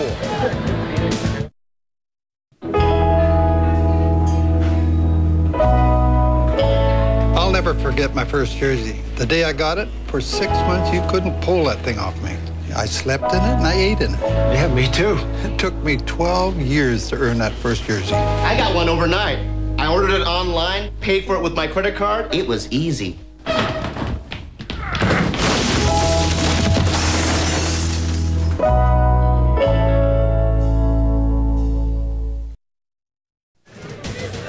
And welcome back once again to the Circuit City Intermission Report, where Dallas is looking to take a commanding 3-1 lead over the Buffalo Sabres. And if they do that, this series is all but over. They know the sense of urgency, even on the Dallas side. Al Morganti. Thanks, John. You want some perspective on a playoff game? You go to a guy who's been there, done that, veteran Brian Strudlin. Brian, they proclaimed they were going to come out a frantic team. Are they much different than in Game 3? Well, I think both teams realize with the importance for our hockey club is really all I'm worrying about right now. I know that we knew that they were going to be ready, and we expected a much bigger push. Okay, they come in, they get that first goal. How stabilizing was the power play you got to tie the game? Well, really big. I think our power play has been really moving the puck really well, other than the fact that we just haven't capitalized and haven't got that statistic to go with it. But there's nothing wrong with our power play. You're playing with 2 kids tonight. Get those legs going for the next 2 periods. Good luck. Thanks. All right, over to the Buffalo Sabres and Steve Levy. Al, thanks very much. Joey Juneau replaced Jeff Sanderson to try to get Miroslav Chatin going. Instead, it's Sanderson that got going. Spectacular breakaway goal. You had one just like it in the Toronto series. Tell us about that feeling going down on a break. Well, it hasn't been such a good feeling lately. I mean, I've been shut down on so many breakaways in the playoffs that I was trying to get a little frustrated with it. And I've been working on it in practice, and you know, I don't like to deke too much, but you know, got a chance to freeze Belfour there and got to slide one by him. Overwhelmed is one of the expressions Dixon Ward said about last game for you guys. What's the difference from the first period last game, first period this game? Well, we're playing with a lot more desire than we did last game. You can see just the way the guys are skating, getting in there, finishing checks. Last game seemed like we were too cautious defensively and ended up playing our own end so much. Now we're basically laying it all on the line offensively, trying to get everyone involved in the forecheck. And, you know, we played a pretty strong period, but we still, you know, locked up at one. Good luck in the second. Thanks, Steve. All right, Jeff Sanderson, scoring first has been key to Buffalo's success, although it didn't help them out last game. John, back upstairs to you. All right, Steve, thanks a lot. Yuri Lettinen with the goal that would tie this thing, a power play goal, and keep this in mind. Dallas gets stronger as the game moves on. The Stanley Cup was supposed to be here 3 days ago. You hear that? That's 20,000 screaming people that are going to tear me apart. You tear! Thank you very much. Thank you. Goodbye. Goodbye. Stanley Cup! Stanley Cup!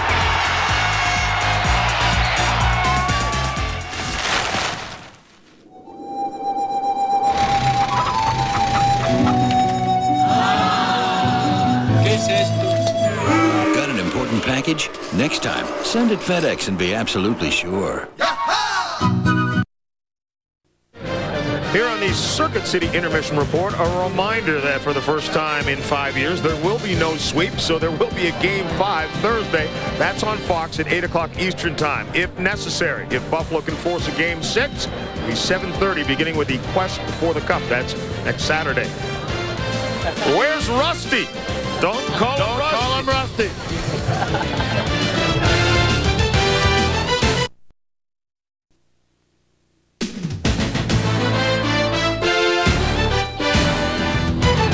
ESPN's coverage of the Stanley Cup Finals is brought to you by the new Dodge, the official vehicles of the NHL. By Midas, go safely, go Midas. And by Surge, the bold citrus soda. Surge, life's a scream. Welcome back to Buffalo, everybody. And here at the Marine Midland Arena, packed house. Had a lot to cheer about early when the Sabres got on top with the first goal by Sanderson, but Yuri Lettinen on a power play goal tied it up. 2-1 lead in this series for Dallas, and the series goes back to Texas for Game 5. Dallas wants to take it there with a chance to win. That's what's at stake here tonight. In cooperation with the National Hockey League, little new innovation being used here in this series and available tonight. We have a goal cam. That's the one you're looking through right now, but you're looking at the new camera locked in, and from that camera the view looks like this. And there have been a couple of bizarre goals scored in this year's playoffs and a couple of bizarre situations that really required a different vantage point. So working in conjunction with the NHL, those little cameras are locked off from the goal line to try to avoid any future problems. Intercepted off the face-off, and the pass is blocked from behind by Zubov. As Pekka had the opportunity right off the draw. 54 seconds remaining on the Sabres penalty. Dallas on a power play here. They've scored a power play goal. This is their second power play, and a penalty at center. Interference on the Stars.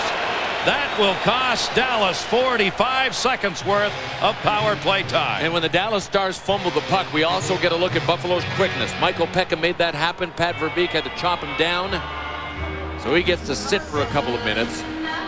But the Buffalo Sabres' speed and their quickness hasn't really been all that visible in this series, but as soon as there's a loose puck and somebody like Michael Pekka can scoot for it, you can see the quickness that the Sabres have. It is a great asset, especially on their power play. One of the keys to their power play has been their ability to recover loose pucks quickly.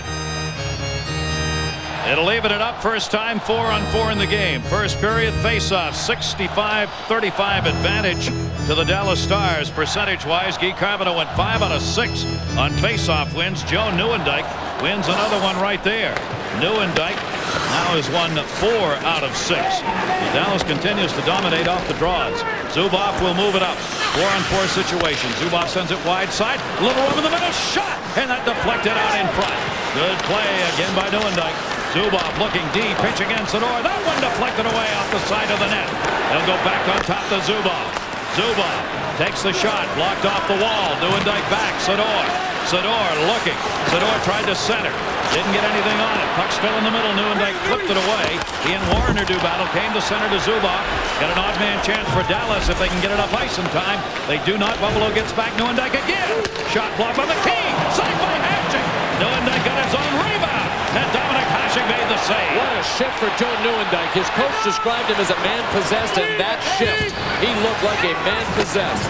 What chances The penalty picked up by Verbeek came to the 21-second mark of this period. Now a power play opportunity, second of the game for the Buffalo Sabres. They've got 54 seconds on this short power play.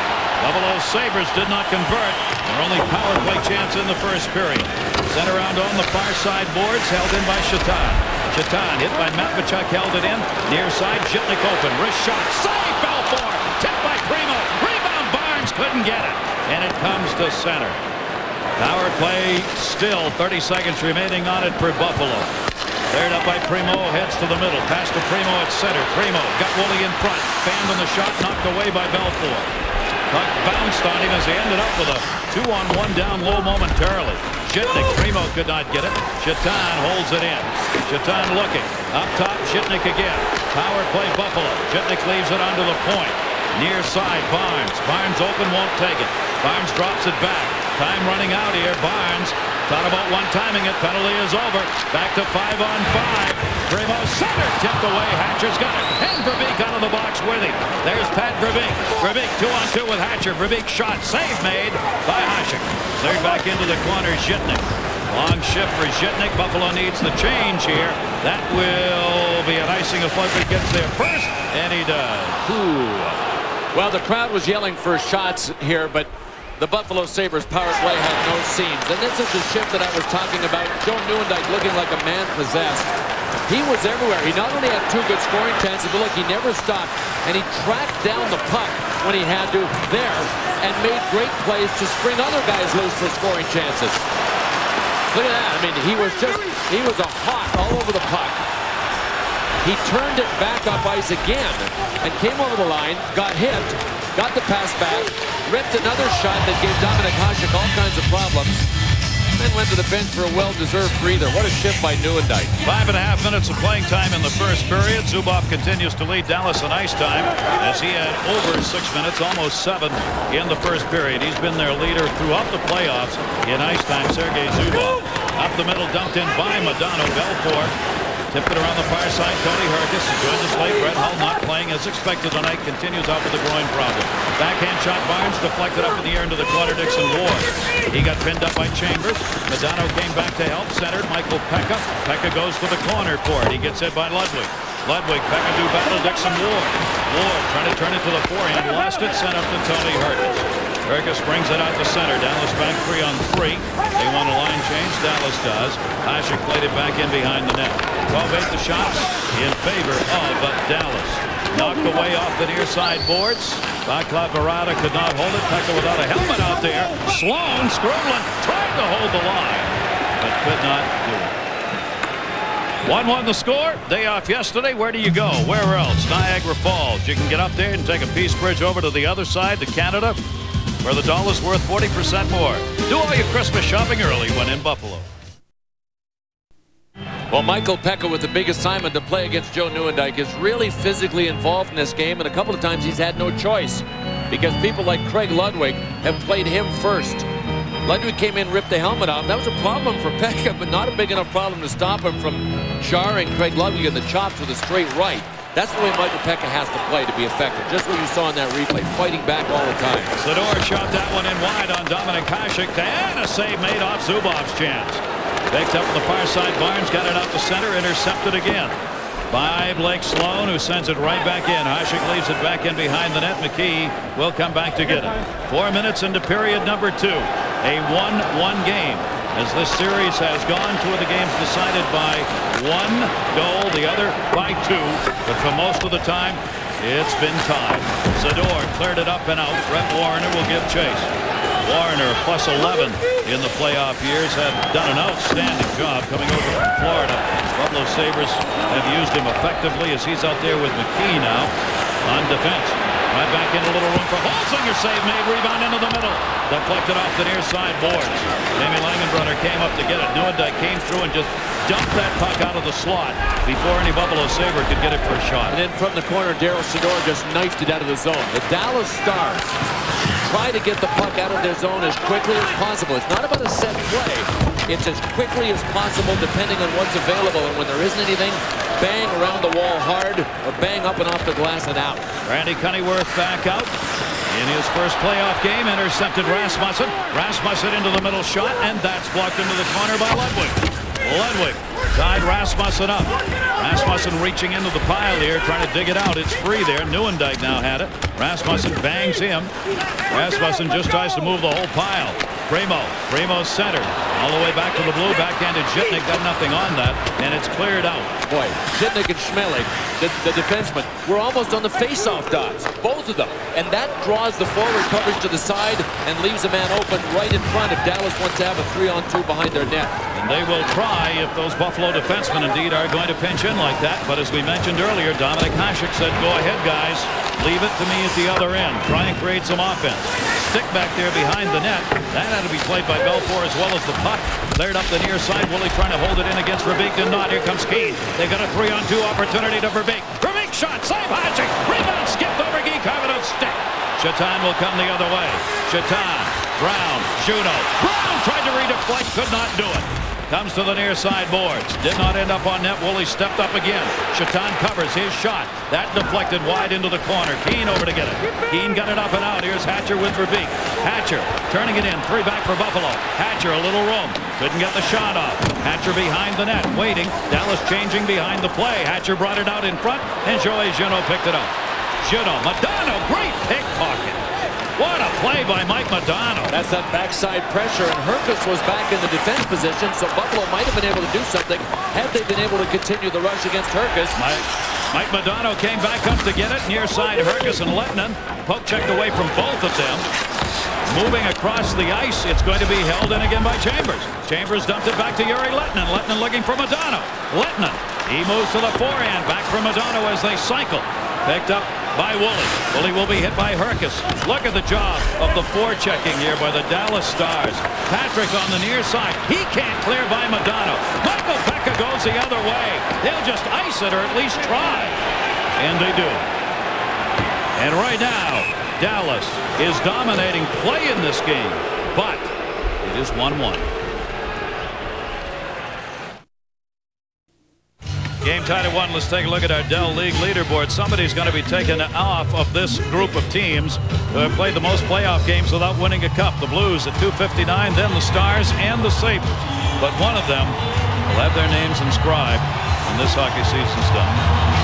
Face-off will come to the right side of Dominik Hasek. 15-9 the shots in favor of Dallas. And Dallas has just pinned the puck into the offensive zone with their forechecking here on the last 2 shifts. And they win the draw, and they do it again.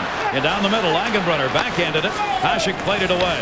Reed, Langenbrunner, and Nieuwendyk out. Again, the Sabres forced to just clear. Cleared right back up by Belfour. Wanted to keep it going. Langenbrunner's pass deflected away at center. Played back, Chambers and Ludwig. Defensively, Ludwig's pass intercepted. Score! Dixon Ward on the intercept, and it's 2-1 Sabres.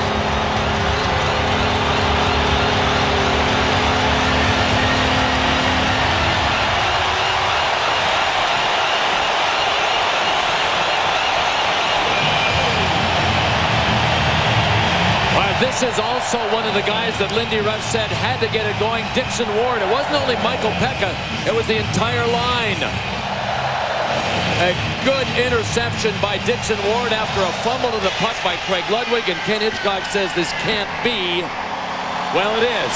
And that's why we have continued to point out that while the Dallas Stars, if you have just watched this game, look like the dominant team, they don't pull away from you on the scoreboard, so you're right there for an opportunity like the one Dixon Ward just got.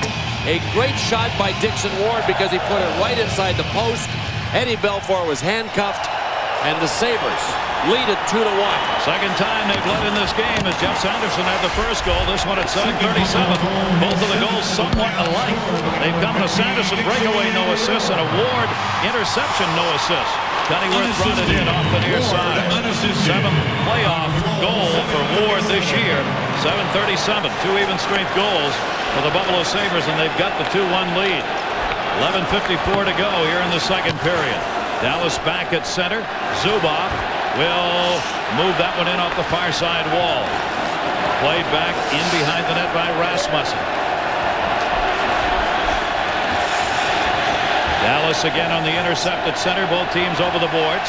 Zubov He got it out into the middle. Tony Herkus, no room for him. Cut off by Brown. Got it away to Yuri Lettinen. Lettinen a little room. His shot saved made by Dominik Hasek. Picked up on the far side by Juneau. Shots in this period are 7-3 in favor of Dallas. But that third shot, Buffalo got one in. Shot wide on the backhand by Brown. Played around by Zubov. Deflected corner Modano. Play picks up for both sides here. Energy level increasing as they come through the middle. Sent in will be played by Hasek, so they got to keep it going. Jitnik around the boards and out. Matvichuk. Dallas will have to get back on side. Hatcher pushed it up near side. Yuri Lettinen in. Hasek again came back to play. Buffalo Sabres, if they can win it, would tie this series up at 2-2 going back to Dallas. Deflected again at center. Guy Carbonneau. Dallas changing. He had nobody out there with him. Hasek directing traffic. Hasek clearly inspired a bit as he starts to wander a little more than he has in the first half of this game, for better or worse. And he's keeping Dallas from reestablishing their forecheck like they usually do after you score on them. Here comes Hasek again to defuse the forecheck because Pat Verbeek was coming in hard. Verbeek was in there all alone on the deflected pass. Icing call. Matvichuk will come back and touch that one up. 2-1 Sabres. Well, you can always stay in a hockey game as long as the team that looks superior is making mistakes, because you're going to get a chance to capitalize on them. 2 goals now for Buffalo on mistakes. This puck was rolling. Craig Ludwig knew better than to try a pass across the high slot to his partner Chambers with a rolling puck. It bounced just when he got a piece of it. Dixon Ward did a good job of forcing the play. That's how come he got a shot on goal. But the Dallas Stars have made 2 mistakes in this hockey game that have been pretty bad mistakes. And the Sabres have scored both of their goals off the mistakes. Dixon Ward did not have a point in this series prior to that goal. Our new Dodge intermission report upcoming in 10:23 of playing time. And Marine, Midland Arena, is rocking again. Nieuwendyk won it back. Ludwig a shot over Hasek's head, and he let it go. Warner came over. Langenbrunner got it. Reed the shot. That deflected back. Hasek again reaching out. Played it to McKee. McKee tied up by Nieuwendyk. Back for Nieuwendyk. Nieuwendyk reversing. Look at the stick handling. Centered. Shot. Deflected off skates. What a pass by Nieuwendyk to Langenbrunner in the middle. Unbelievable effort by Nieuwendyk from behind the net. And he's still at it. Came to Michael Peck at center. He dips it off the near side wall. Looking into the middle, nowhere to go. Chambers poke checked it away. Both teams changing up with a fly. Backhand chance. Ripped wide of the net. Wanted to call on Nieuwendyk. Took his man down by Barada. Barada had the chance. Gets right back up for the rebound. Sends it behind the net. Hit put on again by Nieuwendyk. Nieuwendyk put that check. And a hard one on Dixon Ward. Over to get it by Barada. Left it in the corner. Michael Pekka. Pekka in 2-on-1 down low. Pekka trying to center. It was blocked by Belfour. Knocked out in the corner. Jitnik. Jitnik turning, looking up ice. Jitnik shot. That deflected again. He was looking for a point man. Michael Pekka's back there. His shot deflected maybe with a high stick. In front by Barada. They wave off the high stick because Dallas touched it. Cleared up, not out. Michael Pekka. Pekka shot. Saved by Eddie Belfour. Can you feel the heat, baby? Back up on top. Jitnik. Jitnik shot. That one went wide on the short side. Held off in the corner by Schmelik. Schmelik, glove, hats go flying. Penalty coming. Delay call on the Stars. Puck loose. There's the touch. There's the whistle.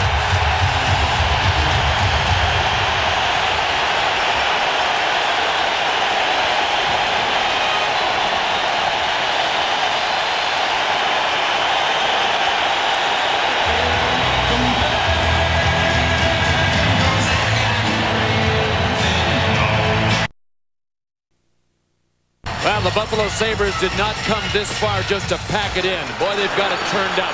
They caught Joe Nieuwendyk in a long shift. He took his man Barada down. No call there. But they kept the heat going. There was definite stick hold by Craig Ludwig in front. And Václav Barada did a spinorama to try to draw attention to it. A good move by Barada to make sure that one of the refs saw it. A power play for the Buffalo Sabres on the interference call, holding the stick on Ludwig. Sabres shot Sanderson, knocked away by Eddie Belfour. Third power play of the game. They've not converted on the power play here tonight. 2 even strength goals, and they'll have to chase this one down. In the series now, 3 for 18 on the power play, including the 0 for 2 that the Sabres have had tonight. And the Dallas penalty killers back to work. They have been magnificent throughout this series and throughout this playoff year. But right now, Buffalo has wound it up. Chatin left it for Barnes, intercepted Guy Carbonneau. Got it back on a primo check. Good play. Chatin sets up in front. They go near side Woolley. Woolley and Sanderson on top. That one was blocked by Keane. Keane reaches in and clears. And it's been the veterans on the penalty killing unit, like Keane and Carbonneau and Verbeek, who have done an outstanding job of shutting down the opposition this playoff year. Penalty killers change up. Modano's out there in the penalty killing unit, a regular in that role. Dallas looking for room to get it out of there, and they do. 54 seconds remaining on the power play. Dominic Hasek holds it up. Holzinger came back to help out, played around near side instead. Sanderson taking away Modano. Ooh, Modano took a shot at center from Zhitnik. Right back in on the power play, Vaclav Barada along the blue far side. Zhitnik will play out on a point here along with Sanderson. There's Jeff Sanderson, who's got a goal. Near side to Zhitnik. Sanderson one-timer, broke his stick. But they hold the puck in. Sanderson goes to the bench, gets a stick. Vaclav Barada goes all the way back to Zhitnik. Zhitnik in, drops it. They set two up in front of the net. Looking for the screen. Holzinger left it down low. Back up for Holzinger. 17 on the power play. Off the skate, Zhitnik had to play it. Sanderson has moved down low now. Barada's set up in front. Barada being tied up. Can't get the puck through to get it to him. Good work around by Joey Juneau, but nowhere to go with it. Back again, Barada centered shot. Oh, what a save! Oh, what a save by Eddie Belfour. Bear that one in mind on Joey Juneau. Oh, the Sabres desperately want to get this 2-goal lead to really shake Dallas out of their good defensive system. And without Eddie Belfour making just an incredible save, this would have been a 3-1 hockey game. Puck movement by the Sabres good, but the kill by Dallas kept them on the outside until two guys went for Verada. He was able to find Juneau out front, but the redirect went right into Eddie Belfour. Watch this. Good play by Verada. Juneau there. He got some wood on it, but give Eddie Belfour complete credit for this because he came right back to the middle of the net immediately. See how he shoved off his left foot to make sure that he was in the middle of the net, and that's where the puck came to. So remember that save by Eddie Belfour, depending on what happens in this tilt. Joey Juneau, only one assist in the last 5 games.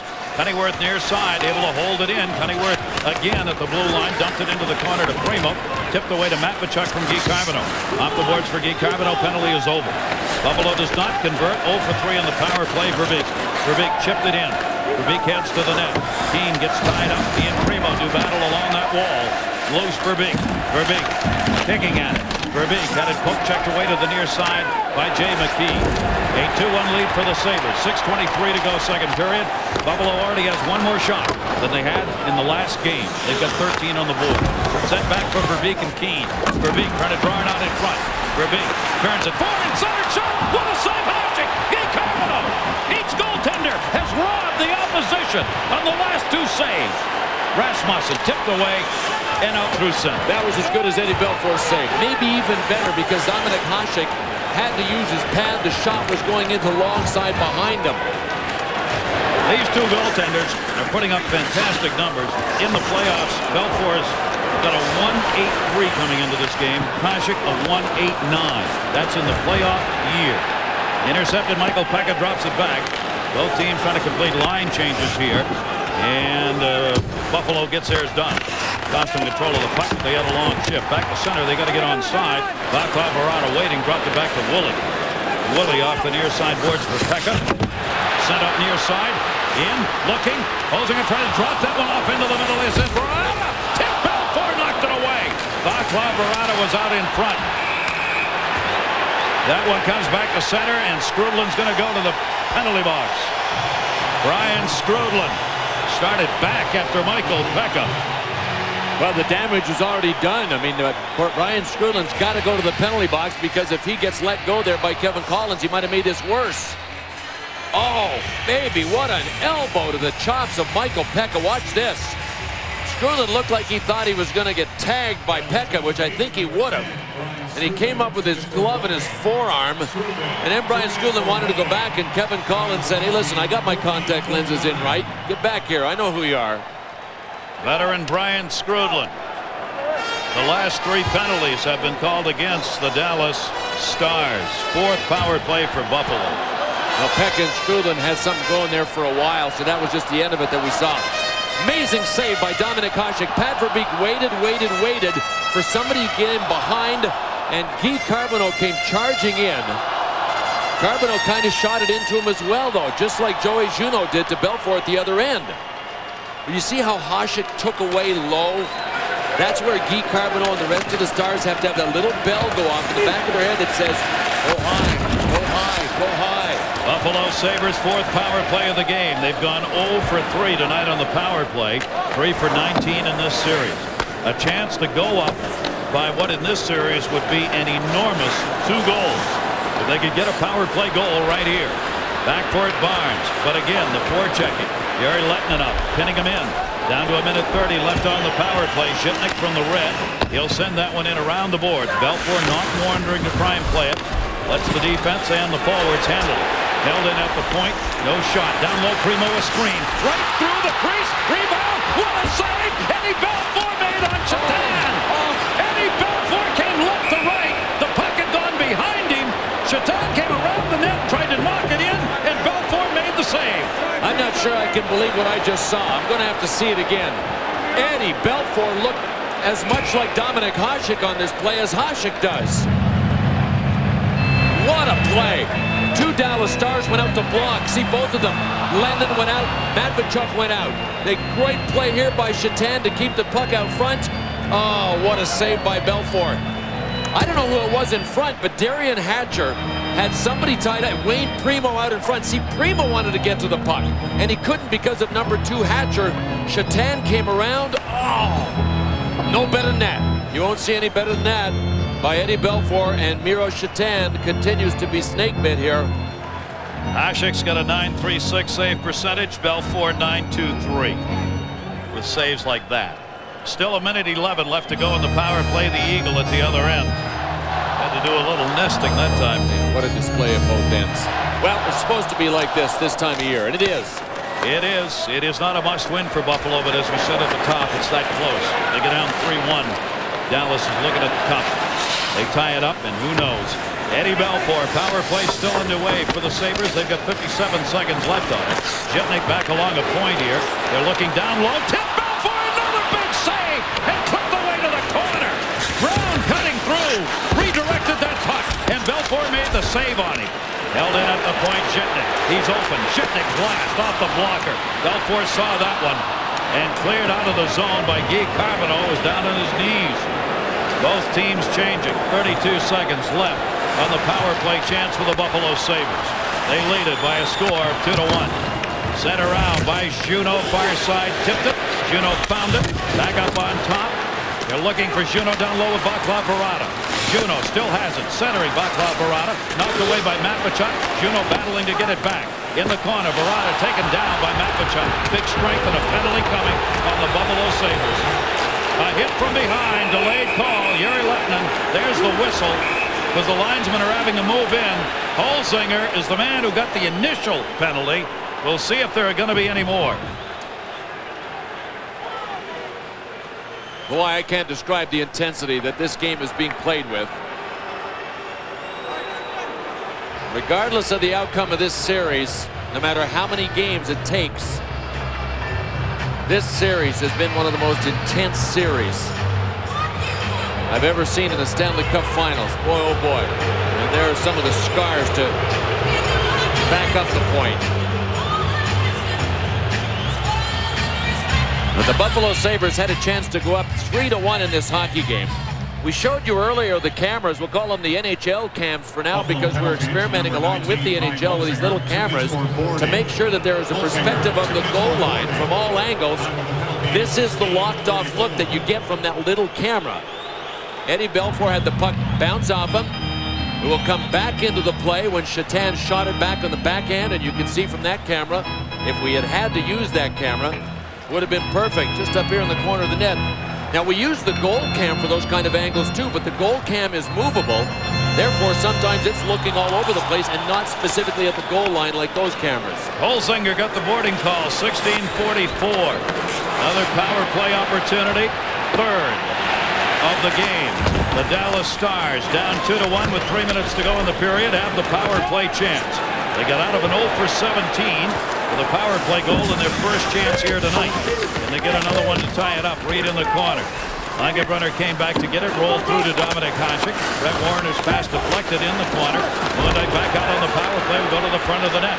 Langenbrunner. His shot blocked out there by Warner and cleared out by Primo. Well, in this hockey game, the Buffalo Sabres are doing a lot of what Dallas did in Game 3, and that is blocking shots, just like that one. Sador will send it in all the way around the dasher. Michael Pekka bounced off him. Controlled by Lagerbrunner, who'll go back up on top. Centered pass, Reed, and covered up by Dominik Hasek. Reed tried to redirect and gets into a shoving match with Rhett Warrener. They'll separate with 1:09 left to go in the power play. Our Bud Light Stanley Cup summary. Joe Nieuwendyk of Dallas, note the 6 game-winning goals in the playoff, tying the record. For Buffalo, note the 12 shots on goal in Game 3, a record low. And 18 teams have won the Cup, only 18 after trailing in the finals. So what you got there is a 6, 12, and 18 pack. Take your pick. Well, if you're looking for a 24 pack, how about 24 years since the Sabres made it to the Stanley Cup Finals? We're covered. Let's start the party now. We're talking, of course, about picking up live bait to go fishing with. Face-off will come to the right side of Dominik Hasek. Boy, there's been a lot of pacing behind the bench for these two coaches in this series because there's been no room on that scoreboard to do anything but stay intense. Face-off won by Mike Modano. Dallas on the power play. Modano got Verbeek out in front of the net. Jari Lehtinen playing behind him. Near side, Zubov. Zubov drops it Sador. Sador's pass blocked by Barnes. Modano knocked away by Schmelik to Barnes. Short-handed Barnes coming with Shatan with him. Into the corner, Belfour back to get it. 48 left on the power play. Sador back to help. Off the boards on the near side, played by Zubov. Zubov, a point man, leaves it Modano. Modano tried to center, Zubov cutting. Zubov, the defenseman, went down on the power play. Verbeek came back to cover him up. Sends it back into the corner. They'll get reset here. Zubov comes to the point, shot wide. Verbeek could not get a stick on it. Sador will step up and hold it in. Modano on the near side. Modano could not control it. Zubov had it once. Zubov got it twice, not 3 times though. Cleared out by James Patrick. A great kill so far by the Sabres. I mean, they're moving in unison as a 4-man unit. That last time out near the blue line, all 4 penalty killers out there. Verbeek centered, and it was tipped by Modano, but straight up in the air. Shatan comes the other way. Shatan moving short-handed still, and now the power play is over. So Buffalo kills it off. They do not convert. 1 for 3 tonight for Dallas on the power play. 5-on-5 again. 1:08 left to go in the period. Reed sends it in. It goes, and there's a hit on Hasek. He's not going to get the penalty. Hasek lost his stick in the corner. Cunnyworth over to get it. Hasek hollering at the official, wanting a call. The officials believed he took a dive. In behind the net, Belfour. Belfour, a little run into by Cunnyworth, but not big time. Belfour gets back into the net. Cunnyworth center. Comes up the near side to McKee under a minute to go in the period. McKee's shot deflected wide. 2-1 lead for the Sabres. Would they love to get one here? Primo shot knocked down in front. Cleared up Chambers and out of the zone. McKee back. Langenbrunner giving chase. Dumped into the corner, but Primo was back to cover. 25 seconds to go in the period. Cunnyworth off to Rasmussen. Rasmussen shot wide. Belfour let it go. Comes back out to center. Both teams changing. The far side, Guy Carbonneau and Verbeek. Carbonneau, his shot. That goes off a skate into the corner. Carbonneau coming back to get it. Came back up onto the point. Under 10 seconds left in the period. Almost stolen by Sanderson, not quite Verbeek. Verbeek winds up, takes it just wide. Guy Carbonneau center. Hatcher up. Hatcher trying to get a shot off. Tied up. And that's the period. Now Dominik Hasek came out. Wow, he got thrown to the ice by Dan Maruelli, one of the refs. He grabbed Hasek and just threw him down like he was a bouncer, not wanting him to get involved in it. I'll tell you what, that's really interesting. And Dominik Hasek had Dan Maruelli do him a favor there. You know that? If Dominik Hasek gets into this thing, he loses his focus. He maybe gets hurt in the process, but he was angry earlier because of this play. Joe Nieuwendyk came down with a chop, and Dominik Hasek folded up and complained openly right after that play. He wanted a call. He didn't get the call. All Rhett Warrener could do was yap at Joe Nieuwendyk without any call being made. So it's going to be a physical third period, but the Buffalo Sabres really came on at the end of the second period. They dominated the last 5 or 6 minutes of the period, and the ice was tilted. The Dallas Stars, when they can get their big captain in front, they are still going to try to jostle Dominik Hasek. See what he did? That's what he was saying. Hey, get a load of the old timer. That there is the legendary Radio Robert. Who? 20 years ago, he was unstoppable. Had a slap shot you could hear but could not see, hence the nickname Radio. Yeah, well, they can call him Rusty Robert now. Hey, Rusty! Don't say it, Tony. Still got that shot, Tin Man? Let's see it!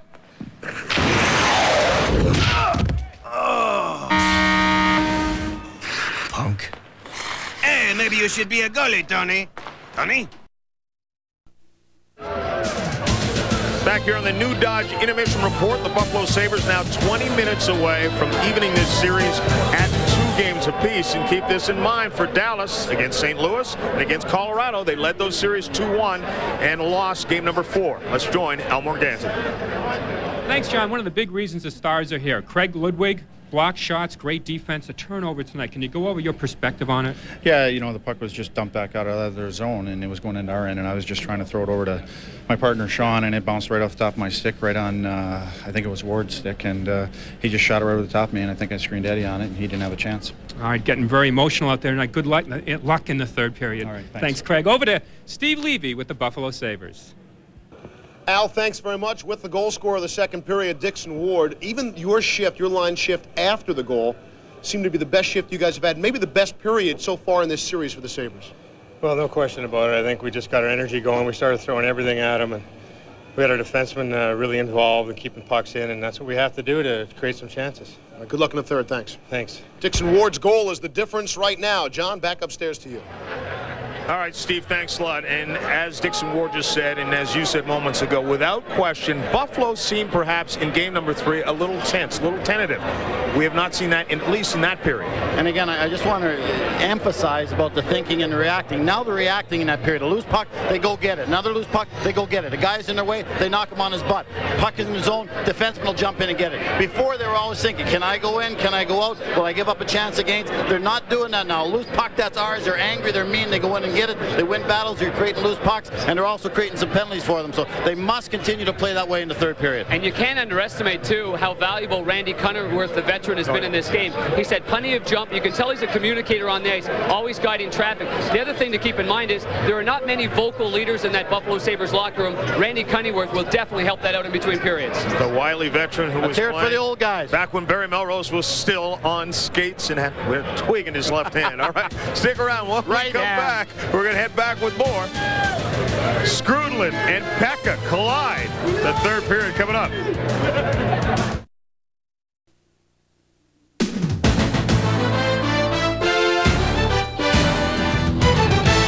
ESPN's coverage of the Stanley Cup Finals is brought to you by Miller Lite, the great taste of a true Pilsner beer, by the new Dodge, the official vehicles of the NHL, and by Visa, preferred card of the USA hockey team. Visa, it's everywhere you want to be. Third period coming up here in Game 4. Dallas leads the series 2-1, but the Buffalo Sabres here on home ice, where they are 7-1, have the 2-1 lead going to the third. Welcome back, everybody. Gary Thorne, Bill Clement. What a second period we saw in virtually every aspect of the game. Yeah, well, we saw a complete reversal for the Buffalo Sabres, because once they took the lead, they really started to speed it up and turn on the steam. We also saw incredible saves from both goaltenders. I mean, most notably by Eddie Belfour, but Hasek was great as well. Both of these teams, 1 and 2 defensively during the regular season, play this kind of a game consistently. So it's like looking in the mirror, and it shows up in this series. It is, but while Dallas played like a machine, they were like their machine-like best early in the game, they now look like a machine that's a couple of quarts of oil low, because the Sabres have been able to get to them. I think the good news for the Buffalo Sabres is that even though Miro Shatan has not put one away in this hockey game, boy, he's getting close. Boy, he came, I mean, close. Can you hold your fingers like this far apart? Because that's how close it was. Well, and on this play, a couple of Dallas Stars went out to the point, and that left Shatan for the first chance, only to be robbed by Eddie Belfour. Darian Hatcher in front said, I got my man, Eddie Belfour. You play the puck. That's what Eddie Belfour did, and without Belfour, Buffalo would have that cherished 2-goal lead that they have been unable to get yet in this series. Dominik Hasek has put up an incredible number in his playoff career. He has not lost a playoff game when he has had a lead after 2 periods. He is 18-0. But tonight in this third period, he faces a Dallas team that has had the best third period of anyone in this year's playoffs. You see what they have done in the third, a 16-goal differential, outscoring their opponents 9-0 in the last 5 road games in the third period. Nice juxtaposition. Yep. And you know what this means? It means fasten your seatbelt, folks. Here we go. Matching minors. Each team got a couple of them, as Zhitnik and Hasek picked up the penalties for Buffalo, Verbeek and Hatcher for the Dallas Stars. So no power play to start the third. It's a 5-on-5. Sador sends it in. 18-16. The shots in favor of Dallas. Sabres have the 2-1 lead. Zubov shot, and that one will get the whistle. Let's check in downstairs. Brian Engblom at ice level tonight with us with 1946 just underway in the third. Right? Gary, how many shots does it take to warm up your goaltender during the game? I'm not quite sure. Last game, Eddie Belfour only had 12 shots in the entire game and made some big saves. Let's take a look tonight, though, at what's happened to him. Early on, he was tested with some really tough situations. Look at this move by Sanderson. Eddie makes the first move and pays the big price. Then he gets locked up a little bit on a partial screen shot. He's down by 2 goals. Then halfway through the period, these are shots 13, 14, and 15. So apparently the Mason-Dixon line on Eddie Belfour is 12 shots. He's warm. And obviously for Buffalo, delighted to see 16 up there on the board in the game. Michael Pekka got it over far side, will head to the net. Shot deflected into the corner. Dixon Waters got a goal. Big time hits will be coming here in this third period. Both of these teams look for the advantage in some department to make the difference in the game. That one touched up by Reed. Warner clears it right back out. Sador got it back. Sador over for Reed. He'll chase it down into the corner. McKee beat him there. McKee up the near side. Not out. Shot Sador. Deflected right in the face-off dot. Set there. Finally pushed away, and Vaclav Barada moves it up. Blue line fake down the middle. He's all alone out there in a change, and he got hauled down. Vaclav Barada gets hooked to the ice. There was nobody else for Buffalo out there because they were in a line change. Well, a sure sign that the Dallas Stars are not playing like the machine they're capable of playing like defensively is this play by Vaclav Barada. When Vaclav Barada got the puck, there were only 3 Stars around him. He didn't have anything to do yet. The Stars let him come in. Look at this. Now he faked the shot, then moved in. But look, 3 Stars around him, but they kept backing in, and finally he was taken down by Joe Nieuwendyk. But to me, this is an indication that the Dallas Stars are not as sharp, not nearly as sharp as they were in Game 3, and maybe ripe for the picking here by the Buffalo Sabres. They backed in on that play. A power play opportunity now for the Buffalo Sabres, their 5th of the game. They have gone 0 for 4 on the power play here tonight. They are 3 for 20 in the series. The Dallas penalty killers have made an enormous difference in this series and in the playoffs, but they are really being challenged here with a lot of occasions out of the ice. That'll be sent the length again. Back to get it. It's cut off, actually. Troy Juneau, Sanderson, power play, dumped in. Not deep enough. Dallas will clear. Chambers got it all the way up. Dominic Hasek came back to get it. Dallas on the road, 6-3.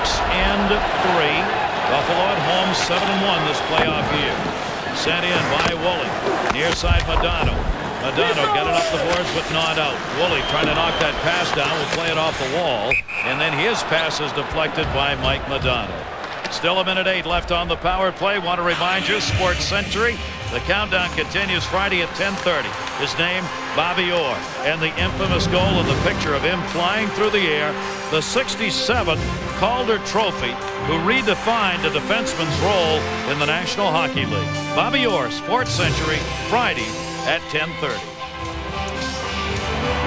Well, Mike Modano is looking tonight like he's not having much problem with his left wrist. He has a permanent cast on there, and it is a fiberglass cast. Dave Strupernaud, the medical man, does a great job of making casts. He had to make one every day a couple of years ago for Brent Gilchrist for 2 months when Gilchrist was coming off a wrist. They cut the cast off, and then they put it back on and tape it around. They make incisions on either side. But once they get it taped back on, it's really a permanent cast that has been modified to be a take-off and put back on cast. Sanderson had to play it back after Chambers got up on him. Off the near side, they'll move it in on the power play. Michael Pekka, the pass to him deflected. Pekka stepped up along the boards to try and get it, could not. Cleared up and out by Chambers. 40 seconds remaining on this Buffalo power play. Sabres lead it by a score of 2-1. Best third period scoring team in the playoffs. Dallas against Hasek, who's never lost a lead in his playoff career in the third. Back Sanderson. Leaves it on top. Sanderson. He'll move it in. Sanderson back. Woolley open. Fakes. Woolley drops it. They've got Brown in front. Shot deflected. Brown goes right into Belfour, gives him a bat on the back of the helmet. They get up to separate. Michael Pekka let it go. Zubov intercepted. Around. Woolley holds it in. 5 left on the power play. Sanderson played it. Off the boards down low. Sanderson moves in. Sanderson a shot. That's blocked by Guy Carbonneau. Penalty over. Flip back into the middle. Dominic Hasek looking. Mike Keane in. Angle cut off. Dropped it. Zubov taken out of the play. Great back checking job. Sanderson, who was out of legs, back check, cut him in the line change. Shot. And Hasek came out long and couldn't get it. Through his leg. Rebound point. Shot Ludwig. Deflected off 3 bodies. Rasmussen will chase it down. Ludwig got there first. Buffalo's got to get back on side. What a flurry that was. It was Hasek and 2 of his skaters in the crease with him. Sabres still lead it. So how's the traffic situation down there, Eddie Belfour? How about a traffic report? A bit of it in front. That is Curtis Brown, who came crashing down on Eddie Belfour. Why I oughta. A poke to the back of the head. And then Hasek had the cover on a bad line change. Langenbrunner out front. We think that Randy Cunneyworth, the 38-year-old veteran wearing number 17, there he is lying in the crease, may be the guy that stopped this one. Off the left knee of Cunneyworth. Cunneyworth called up just in time to make a save. And that'll be sent up into the seats by Daryl Sador.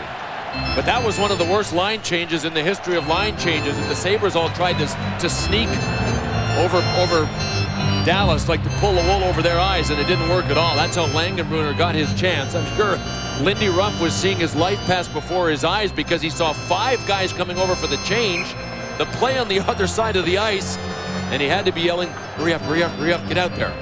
Scoring chances in favor of the Stars, 12-9. They lead in shots, 21-16. But they do not lead in this game. Sabres trying to even up this series. Third period, they've got the 2-1 lead. Into the zone, played by Sador, cross ice. Modano's line out there. Tony Herkus on the left wing side. Herkus cutting to the middle, shot, easy save made. Dominic Hasek will hang on and get a whistle. Mercy. Our Dodge Stanley Cup flashback. Dominic Hasek, first final appearance. 2 quick goals in Game 4 of the '92 final. Against whom? The Pittsburgh Penguins, who ultimately would be the Stanley Cup winners. Mike Keenan behind the bench, hollering down for who else? Eddie Belfour, the man who's at the other end tonight. They shared goaltending duties in that game with the Chicago Blackhawks. Not sure that this means much right now, but Eddie Belfour has the advantage in records head-to-head, 6-2-0 to 2-5-0. Right now it's a standoff in this tilt. Eddie Belfour 2-4 in finals action in his career. Neither of them have been there very often. Dominic Hasek now 1-3. There's Eddie Belfour. Every time there's a break, he's down on the ice stretching. That bad back he works on constantly before, during, and after games. Face off to the left side, won by Langenbrunner. Dallas trying to get it tied up. Zubov open a bit. Zubov will take it. Hasek a save. Rebound, tip shot. That deflected by Hasek and off a skate. Langenbrunner, Nieuwendyk, and Reed again creating the opportunity. Chipped away at center.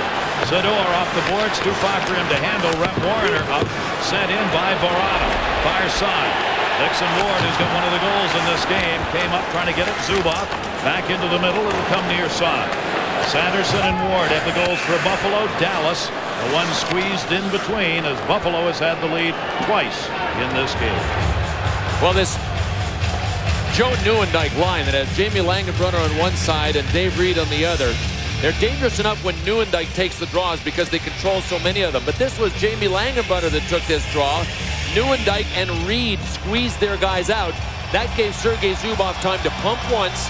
But Brian Holzinger did a really good job of forcing him to the side. And Dominic Hasek obviously was able to see this one right there. He never lost sight of it all the way in. And that was actually an easy save for Hasek with the blocker.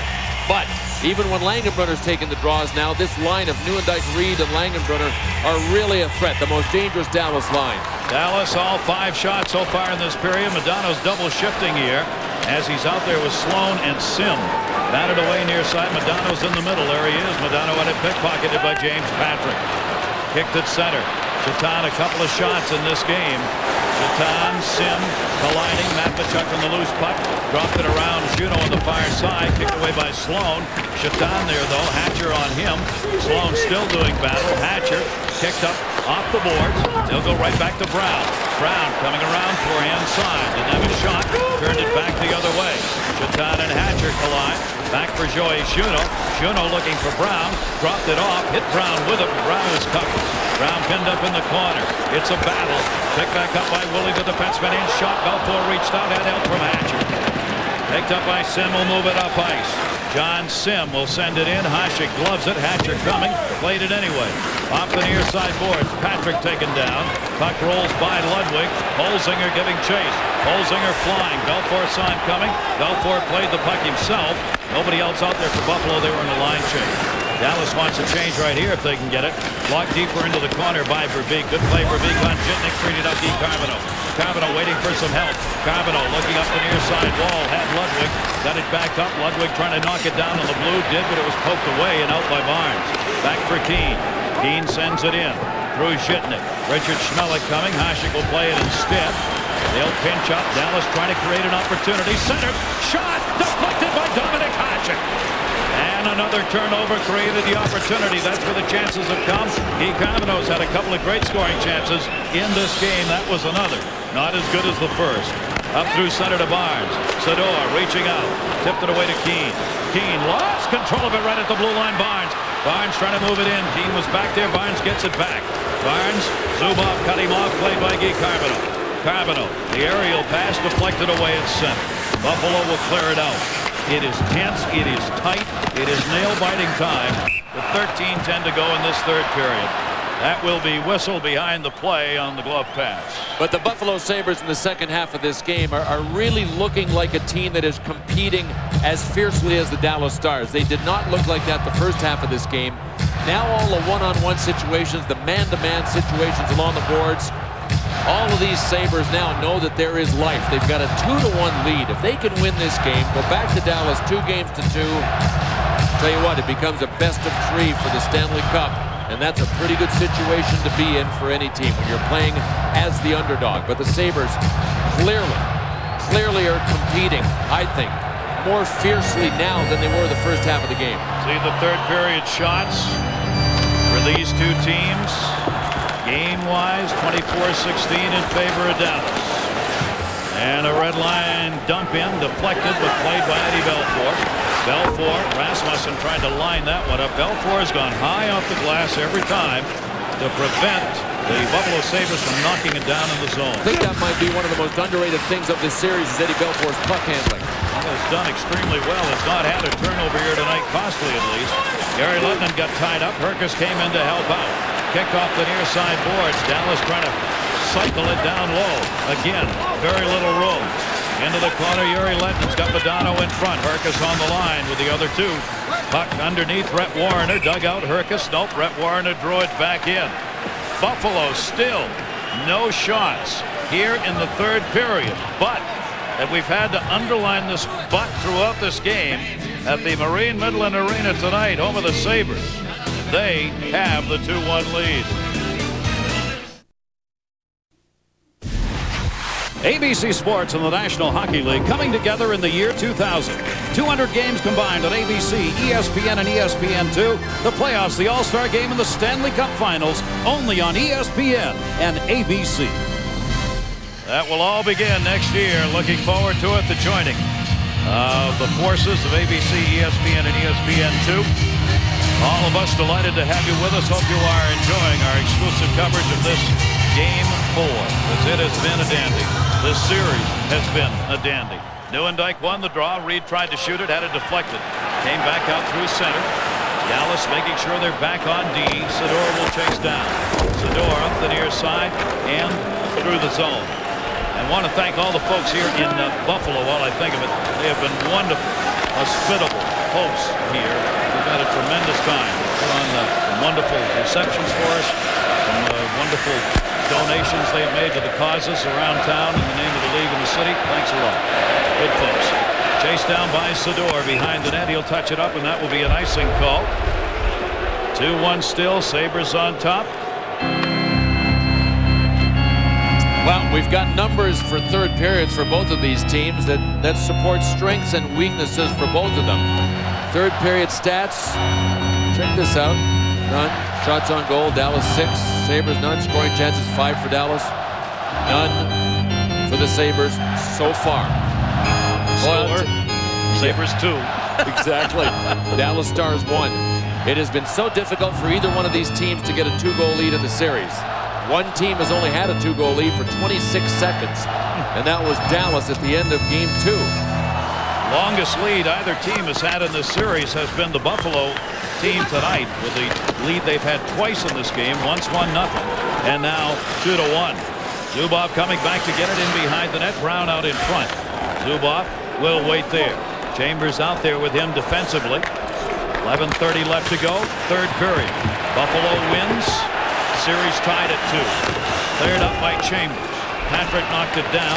Keane had it, lost it. Held in by Chaton. Chaton trying to set it up. Tied up by Chambers. Good play by Chambers because Curtis Brown was on that left wing by himself. Belfort came back behind the net to help Keane. Keane gets it to the red. Looks, he'll send it in. Far side, Dominic Hasek batted away from him. Got some help though from Jason Woolley. Woolley clears it up and out of the zone. Zubov back to get it. Zubov. Buffalo playing all D, waiting for another turnover. Not giving Dallas any room. Verbeek in the middle. Poked away to the near side. Still loose along the wall. Backed in, and then Patrick intercepted and cleared. It will be another icing call. Zubov back on the touch. Did you know Cheerios were invented in Buffalo? The cereal? No. Yeah, I read that today. I didn't know that. Went by the plant where they first had Cheerios. Well, you see, you never know what you're going to uncover during the Stanley Cup Finals. For Miro Shatan, what he's trying to uncover is a goal. He's had more room here in Game 5. Game 4 at least. But nothing to show for it yet. But the Dallas Stars clearly are not owning the neutral zone the way they did in Game 3. And that's one of the reasons Shatan has had a little more room. The Sabres are going to collapse down low and try to protect Dominic Hasek as much as possible. They will leave the point men open if the Dallas Stars can find them. They are rocket here.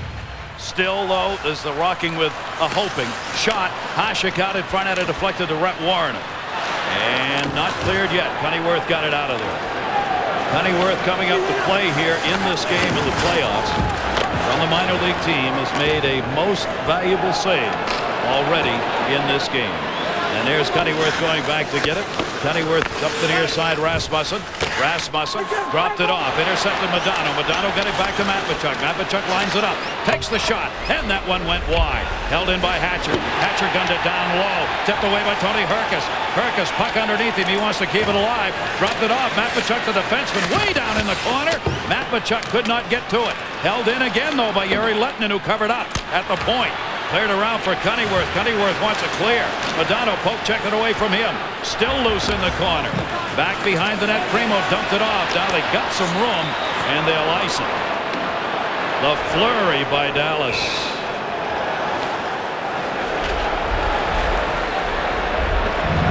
Well, the Dallas Stars in this third period have dominated, if you're talking about territory.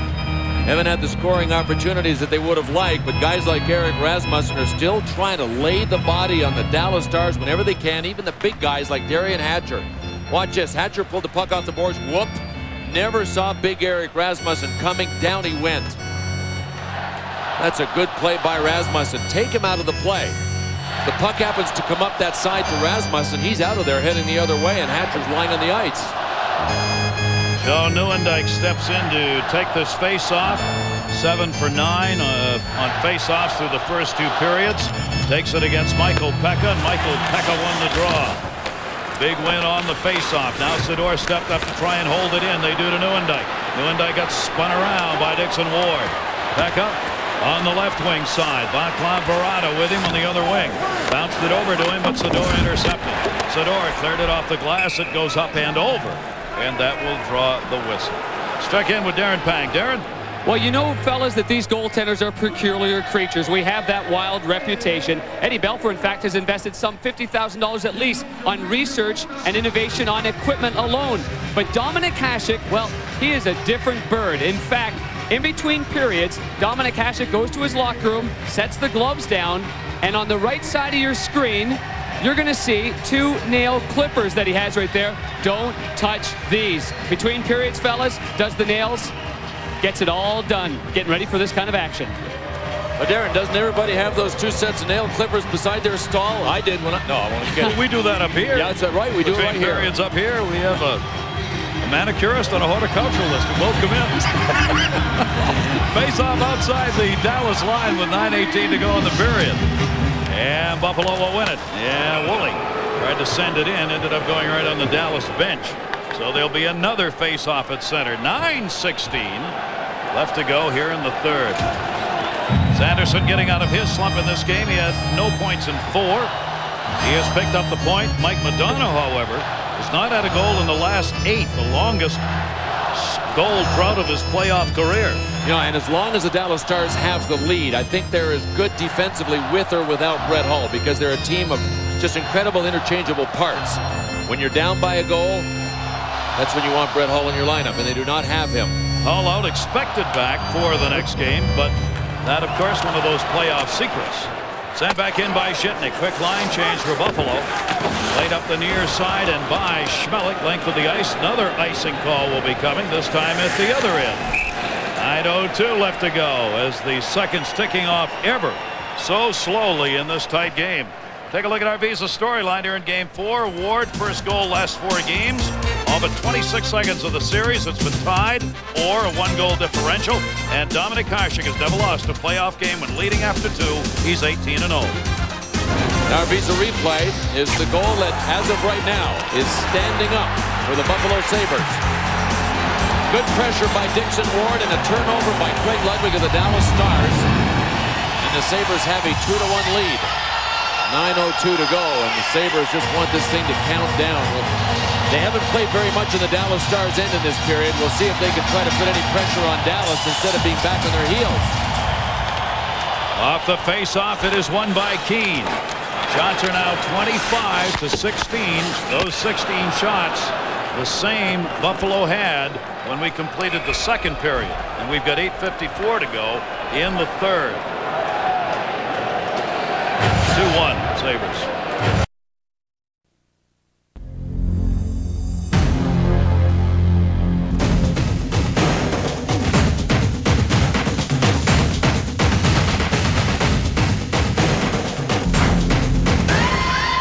And we have it covered. Just some of the cameras on hand here tonight. Sent around to the near side. Sabres lead it by a score of 2-1. They've not had a shot here in the period. Woolley dropped it off for Joey Gino. Hatcher blocked it. Defenseman now just piling in for Dallas. Guy Carbonneau looking to the middle. His pass blocked to the near side. Trying to get it tied. The Dallas Stars knocked down Keane. Keane back Carbonneau. Verbeek in front. Shot. Hasek knocked it away. Then holds up Verbeek just enough so that Buffalo could get to the puck. And it's cleared out. And they'll wave off any icing.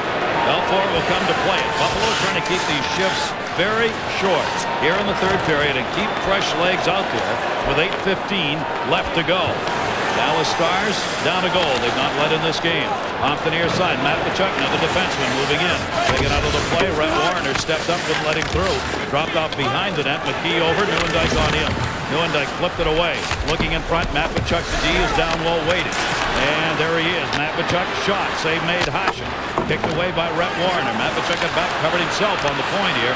Vaclav Barada couldn't get it. Langenbrunner dropped it. Reed looking. Reed around. Reed in. Reed shot.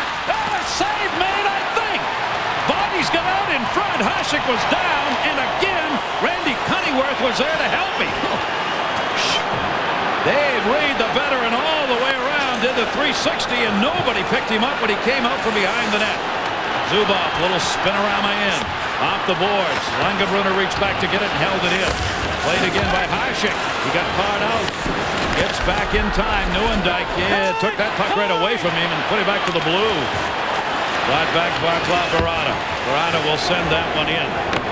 In behind the net, Belfour holds it up. 7:06 left to go. Both teams line changes on the fly. Both get them done. Tony Hargis on the right wing side here. Zubov looking for him. They crisscross. He came to the middle. Back down the middle. Jere Lehtinen leaves it. Left side shot. Short side by Mike Modano. Held in by Sador. His shot. That deflected wide. Modano gives chase. The 2-9s. Rasmussen and he were over there. Jere Lehtinen in the corner. Lehtinen tied up. Schmelik puts the bang on him. Held up. Tony Hargis reaching in. Could not control it. Comes to Rasmussen. Rasmussen will start it up ice. Michael Pekka. Pekka looking wide side as Cunnyworth. There's Randy Cunnyworth. His shot. Save Belfour. And he hangs on. Oh.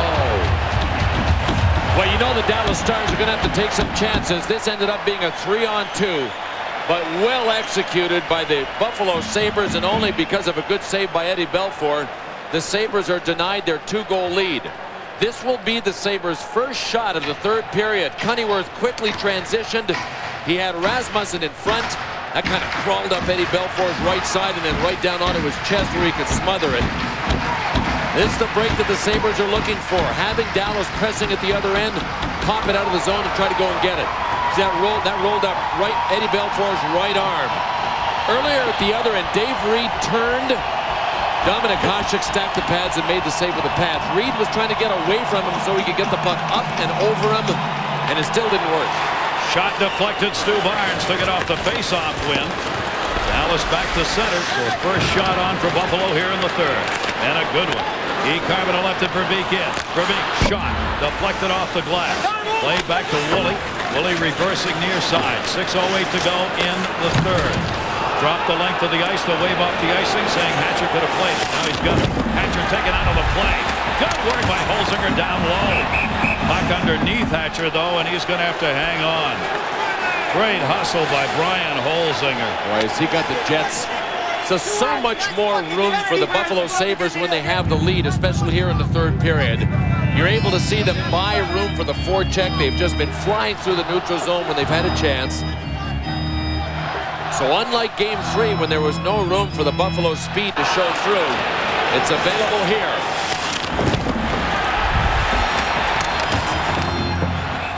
That's Brian Holzinger, number 19 for the Sabres. He's one of the fastest guys in the NHL.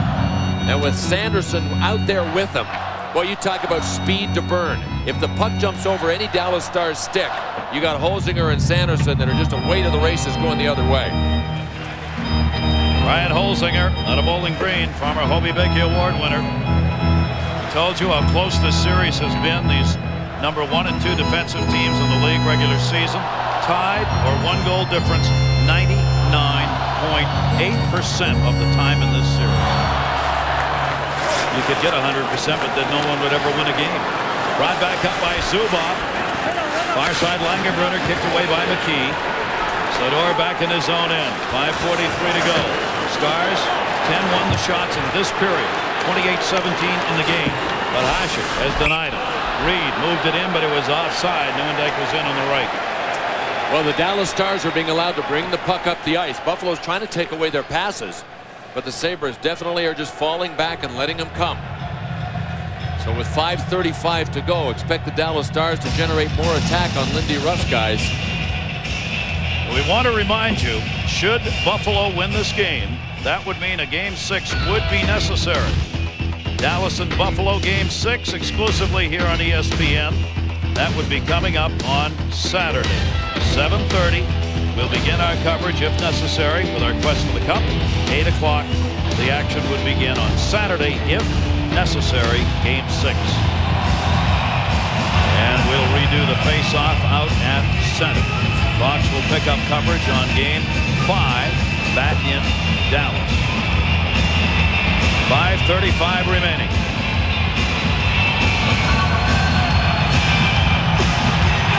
Mike Modano losing that draw. Primo won it. They want the red line and dump it in. They tried. Blocked by Jere Lehtinen. Blocked by Cunnyworth. Back to Sador. Zubov will take it back in behind the net. Precious little time for Dallas. A millennium for Buffalo. Onside on the pass to Sim. Into Modano. Modano kicks it around for Jere Lehtinen. Lehtinen, Sim and Modano. Modano turns it to the middle. Hasek will cover up on the Modano shot.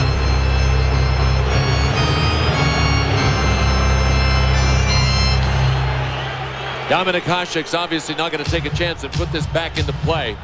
The Mike Modano line, they have accounted for the only goal the Dallas Stars have scored here. Yuri Lettinen scored it.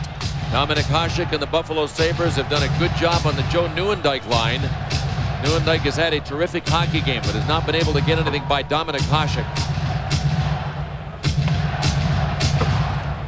10 of the 11 goals that Joe Nieuwendyk has scored in the playoffs have tied a game or given the Stars a lead. He would add to that if he was able to get one here. Goals that matter. Vaclav Barada giving chase. Beaten to it by Hatcher, but he dumps Hatcher. Hatcher gets leveled twice. Vaclav Barada got him the first time, and then joined by Dixon Ward. Ward again on Hatcher, and Hatcher's paying a price. Barada again was in there. They got him in both corners. Nieuwendyk heads to the middle. Pass for Nieuwendyk will be held on to. And Hasek didn't like Nieuwendyk reaching back and grabbing his stick. Well, it's the second time Joe Nieuwendyk has got a piece of Dominik Hasek. He did it in the second period. Oh, look at this, getting nasty. That is Miro Shatan, Jamie Langenbrunner. They're jabbing at one another. But boy, oh boy, have the Sabres ever got their hitting game out. See, when they get the puck deep on Dallas, guys like Vaclav Barada can just pound away. And Darian Hatcher has kind of been the guy getting knocked around in the last couple of minutes. The biggest man in this series, Darian Hatcher, at 6'5", 230 pounds. Doesn't matter to Vaclav Barada. He's going to take him anyway. So is Dixon Ward. 4:34 remaining, and the intensity level, if possible, is actually rising. Yeah, and I don't think there's going to be anything pretty for the Dallas Stars available, for that matter, not for Buffalo, unless they get a break. It's going to have to be ugly by the Stars. There was Nieuwendyk reaching his left hand out and getting a piece of the stick of Dominik Hasek. Dominik Hasek came out and he had the Y-iota going the whole time. He had the fist clenched. Looked like he wanted to land a punch on somebody. He might need that right hand for stopping pucks more than he does landing punches later in the series. He was smart not to try to throw one. For one thing, he'd ended up with a penalty. He's denying Dallas in their big period. Dallas has scored at least one third-period goal in all but 2 of the 20 playoff games this year. They've scored more goals in the third than the first and second combined. They've not scored here. Save made again on Sador's chance. Zubov held it in. Ridden up the center, Joey Juneau dropped it off, knocked down Sador. Sador quickly moved it back out. Belfour watching behind the net, 4:19 to go here in the third. Not a good play by Belfour. Patrick holds that in, chipped away to Keane. 3 back goal for Buffalo. They go to the wide side corner. Hasek saying, go ahead, come get me. And they tried. Verbeek took a whack at it. Did he get a whistle? Yes. Hasek wasn't sure if there was a whistle or not. He did get one. Face-off will be to his right. 4:06 left here in the third. Hasek is all over the ice right now. Let's check in with Brian. Gary, Dallas Stars is throwing the kitchen sink at Dominik Hasek. Let's take a look, because time's a wasting for these guys. They're trying to pull out all the stops and go to him any angle, anywhere they can. Hasek has been out of the net. He's been in the crease. The best stop was by Randy Cunningworth. That one was crucial. But the Stars have kept coming for 20 straight minutes. Hasek down in the butterfly like he always is. There's been traffic in front of him. Guys have been trying to run over. That was the best chance by Dave Reed, and I think he partially missed his shot.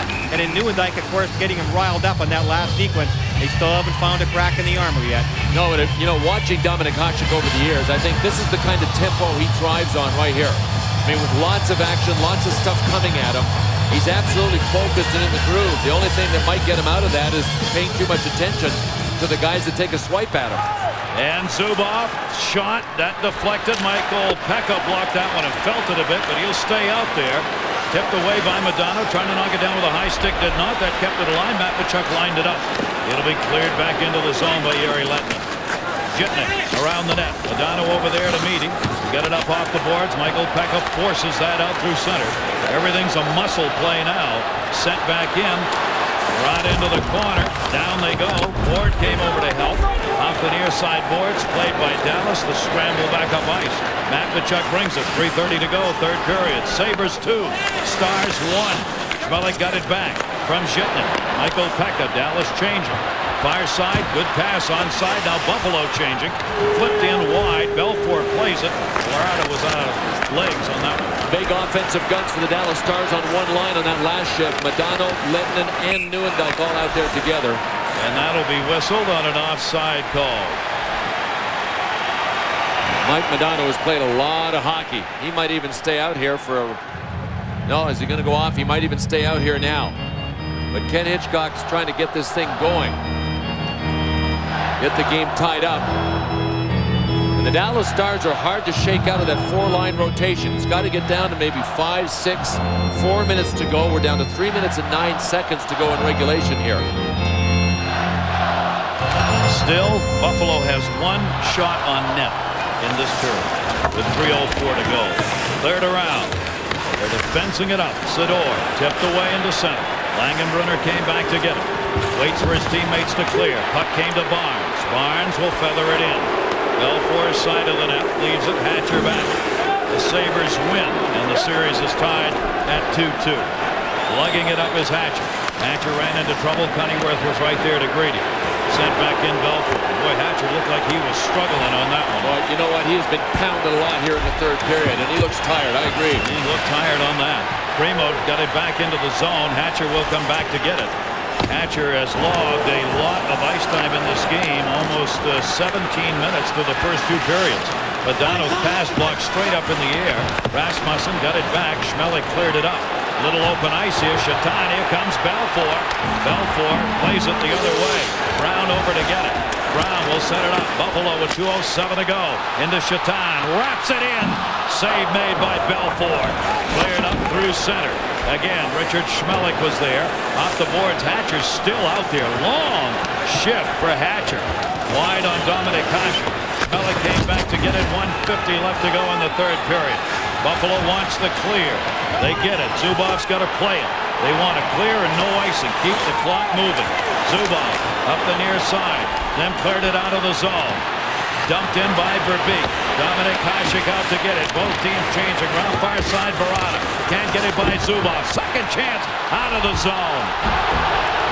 Good hustle made by Holzinger. Just came off the bench. Ward, rather, just came off the bench. Minute 20 left to go. We'll keep an eye on Belfour. See when he gets pulled. Knocked away by Michael Pekka twice. He kept it alive. Barada sends it in. Belfour's still there.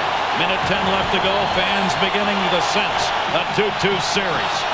Fans rising here in Buffalo. Tipped off the near side board. Zubov. 1 minute left to go. Third period. Into the middle. It's Reed. Reed sends it. Belfour's still out there. Zubov at his own blue line. Sabres 2. Stars 1. Sador in. Belfour leaving the net. Sador centered through everybody. Empty net at the other end. Reed guns it back. Langenbrunner. Langenbrunner looking out in front. Centered. Shot wide by Neuendijk. Neuendijk is on rebound. Neuendijk sees Zubov. One-timer. And that one went wide. Rebound Neuendijk over to get it. 30 left to go in the third period. Langenbrunner centered. Blocked by McKee. Langenbrunner still with it. Got it for Reed. Reed couldn't handle. Empty net. Swept out of the zone. Not far enough to go anywhere, but Primo got it out. Zubov. Zubov dropped it back. 15 seconds left to go. Chipped in the air. Into the corner, Michael Pekka. They've got the open net. Ward up there with him. Can't get it. Zubov. 6 seconds left to go up to Reed. Reed goes wide side. Played by Hasek. And the Buffalo Sabres win it. 2-1. Series tied.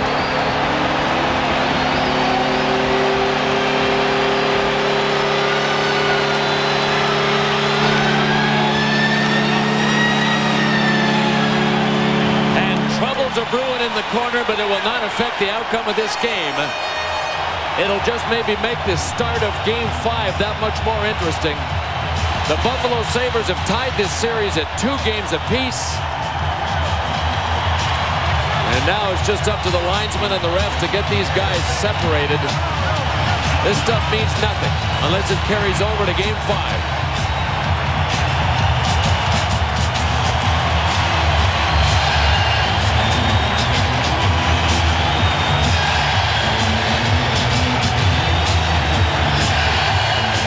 Dixon Ward gets the game-winning goal, his third of the playoffs. Dominic Hasek, 30 saves. Jeff Sanderson got out of his scoring slump. First goal of the series for the other goal. Yari Lettinen, the only one on a power play for Dallas. And the Buffalo Sabres did end up with 2 shots on net in the third period. Well, I'll tell you what, the Dallas Stars had this game going in the direction that they wanted it to go in. And then they made a big mistake that gave the Buffalo Sabres a lead. We were able to see Dominik Hasek at his best after that. We were able to see Buffalo's speed. We were able to see a hungry Sabres team hang on by the hair of their chinny chin chins to tie this series. So we will be back here for Game 6 Saturday, starting with our Quest for the Cup show at 7:30. Hope you'll join us for Game 6. This has been a presentation of ESPN, the worldwide leader in sports. For more, log on ESPN.com, part of the Go Network, go.com. SportsCenter is coming up next, and we will be back here with interviews live from Buffalo as part of SportsCenter. For Bill Clement and all of our crew, I'm Gary Thorne. Sabres 2, Stars 1.